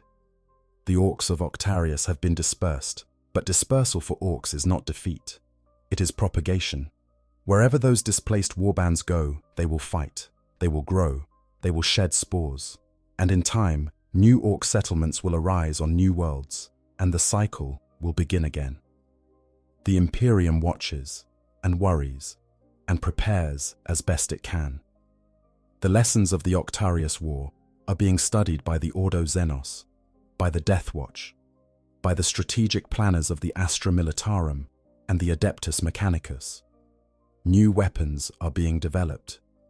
New strategies are being formulated. The cordon impenetra, or what remains of it, is being reinforced. But the fundamental problem remains. The Tyranids cannot be negotiated with. The Orks cannot be reasoned with. And the galaxy does not have enough soldiers, enough ships, enough resources to fight both simultaneously while also dealing with the 1,000 other threats that press in from every direction. The Great Rift, the forces of chaos, the awakening Necrons, the machinations of the Drukhari and the Eldari. The galaxy is beset on all sides, and the Octarius War, for all its horror, is just one front in an eternal conflict that shows no sign of ending. Cryptman, wherever he is, must know this. He has spent over 2 centuries fighting the Tyranids, and in all that time, he has never found a permanent solution. Only temporary measures, only delaying actions, only sacrifices that buy time without solving the underlying problem. The cordon bought time. The Octarius Gambit bought time. But time is a resource like any other, and it is running out. The Octarius War is a warning about the consequences of desperation. A warning about the dangers of playing with forces you cannot control. And a warning about the terrible truth that lies at the heart of the 41st millennium. That sometimes there are no solutions, only choices between different kinds of catastrophe. But there is another lesson buried in the wreckage of the Octarius sector, one that is less obvious, but perhaps more important than all the others. It is a lesson about the nature of the enemies the Imperium faces, and about why those enemies cannot be defeated by the same methods that have sustained humanity for 10,000 years. The Imperium's greatest strength has always been its capacity for sacrifice. Its willingness to spend lives, to burn worlds, to accept losses that would shatter any other civilization, all in the name of survival. The Cryptman Cordon was the ultimate expression of this philosophy. Burn the forest to stop the fire. Destroy what the enemy would consume so that the enemy starves. It is a strategy that has worked, after a fashion, for millennia. It worked against the Horus heresy. It worked against the beast. It worked, or seemed to work, against the first 2 tyrannic wars. But the Octarius War has exposed the limits of this approach. Because the Tyranids are not an enemy that can be starved by sacrifice. They are an enemy that feeds on sacrifice. Every world the Imperium destroys is a world that the Tyranids cannot consume, yes. But every world the Imperium destroys is also a world that the Imperium can no longer use. A world whose population can no longer produce food or manufacture weapons or contribute soldiers to the eternal war. The Cryptman Cordon did not just deprive the Tyranids of biomass, it deprived the Imperium of resources. And in a galaxy where resources are already stretched to the breaking point, that deprivation may prove more damaging in the long run than the Tyranid advance itself. The Orks present a different kind of challenge. They cannot be starved because they grow from the soil of any world they set foot on. They cannot be intimidated because fear is not an emotion they experience in any meaningful way. They cannot be negotiated with because they have no concept of peace and no desire for anything except war. And they cannot be exterminated because their reproductive biology makes true eradication virtually impossible without the complete sterilization of every world they have ever inhabited. The Imperium has been fighting both of these species for millennia, and in all that time, it has never found a permanent solution to either one. The wars against the Tyranids are defensive, reactive, designed to contain and delay rather than to destroy. The wars against the Orks are the same, though the Imperium rarely admits this. Greenskin infestations are beaten back, contained, reduced to manageable levels, but they are never truly eliminated. The spores remain, the next generation grows, and the cycle continues. What the Octarius War has done is to accelerate both threats simultaneously. The Tyranids are stronger, the Orks are tougher, and both are spreading in directions that the Imperium is not prepared to defend against. The conflict that was supposed to weaken both sides has instead strengthened them, creating a pair of threats that are individually more dangerous than they were before, and collectively more dangerous than almost anything the Imperium has faced since the Horus Heresy. Perhaps the most sobering aspect of the Octarius War is how small it is in the grand scheme of things. The galaxy is vast beyond human comprehension. The Octarius sector, for all its size, is a tiny fraction of the Imperium's territory. The resources consumed by the war, while enormous by any reasonable standard, represent a small portion of the Imperium's total military capacity. And yet this single conflict, this one war in one sector of one segmentum, has produced consequences that threaten to destabilize the entire eastern fringe. Imagine what would happen if the same pattern repeated elsewhere. If another Inquisitor, inspired by Cryptman's example, attempted a similar gambit in another sector. Or if the hive mind, having learned from the Octarius experience, deliberately sought out other large concentrations of Xenos life to consume and incorporate into its genetic reserves. Or if the displaced Orks of Octarius, having been pushed out of one empire, decided to carve out another in a different sector, triggering a cascade of conflicts that drew in more and more imperial resources. The Octarius War may be the template for a new kind of threat. Not a single enemy to be faced and defeated, but a self-reinforcing cycle of escalation that grows stronger the more resources are thrown at it. A feedback loop of violence and adaptation that feeds on the very efforts made to contain it. A war that cannot be won, because winning it would require the total annihilation of at least two species that have proven themselves effectively unkillable. This is the true horror of the Octarius War. Not the battles, not the casualties, not the individual acts of heroism or villainy that punctuate the conflict's long and bloody history, but the knowledge that this war has no solution, that it will continue in one form or another until the galaxy itself falls silent, and that every effort to end it only makes the eventual reckoning more terrible. And there you have it, the full story of the Octarius War, from Cryptman's desperate gambit to the fall of the Overfiend, from the Cordon Impenetra to the Pancalis Cauldron, from the arrival of Gazkul to the rise of the Swarmlord, a conflict that spans centuries and star systems, that involves billions of combatants on all sides, and that threatens to reshape the balance of power in the galaxy for millennia to come. It is a story without a clean ending, because in the 41st millennium, there are no clean endings. There are only pauses between catastrophes, moments of relative calm in which the forces of destruction gather their strength for the next assault. The Octarius War is one such catastrophe, and its effects will be felt long after the last Ork has been consumed or the last Tyranid has been slain. But it is also a story worth telling, because in the telling, we understand something about the universe of Warhammer 40,000 that is often lost in the spectacle of superhuman warriors and planet-killing weapons. We understand that the galaxy is not a game board. It is a place where decisions have consequences, where actions have costs, and where the line between salvation and damnation is so thin that a single step in the wrong direction can doom billions. The Octarius War began with one man's decision to redirect a hive fleet. It will end, if it ever ends, with consequences that no one could have predicted and no one is prepared to face. And that, perhaps, is the most terrifying thing about it. Not the aliens, not the violence, not the death tolls that beggar imagination, but the knowledge that it all started because someone thought they could control the uncontrollable.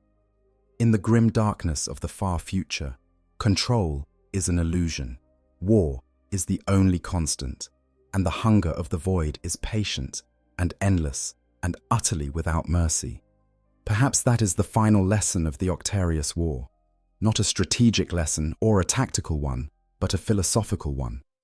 In a galaxy where the forces of destruction are so vast and so numerous that no single effort can hope to contain them all, the best that anyone can do is choose which fires to fight and which to let burn. Cryptman chose. He chose to let the fires of the Octarius sector burn, to sacrifice billions in the hope of saving trillions. Whether that choice was right or wrong is a question that history has not yet answered, and may never answer.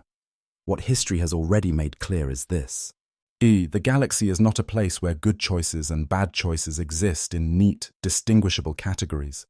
There are only choices, and every choice carries consequences that echo across centuries and star systems, reshaping the galaxy in ways that no one, not even the most brilliant inquisitor or the most ancient hive mind, can fully predict. The Octarius War continues. The Orks fight on. The Tyranids consume. And somewhere, in the silence between the stars, the hive mind digests what it has learned and prepares for whatever comes next. Thank you so much for listening. If you enjoyed this deep dive into the Octarius War, make sure to hit that like button and subscribe to the channel so you don't miss any future content. We have so much more Warhammer 40,000 lore to explore together, and your support makes it all possible. Drop a comment below telling me which faction you think will ultimately prevail in the Octarius sector, the Tyranids or the Orks. And until next time, take care of yourselves, stay curious, and remember, in the grim darkness of the far future, there is only war. But even in that darkness, even amid the horror and the carnage and the endless grinding brutality of existence, there are stories worth telling. Stories that illuminate the choices we make and the consequences we bear. This has been one of those stories, and I'm grateful that you chose to spend your time listening to it. I hope you guys enjoyed the story. Make sure to hit the subscribe, like, share button, whatever you want. Give me some feedback if there's any, and yeah, sleep well.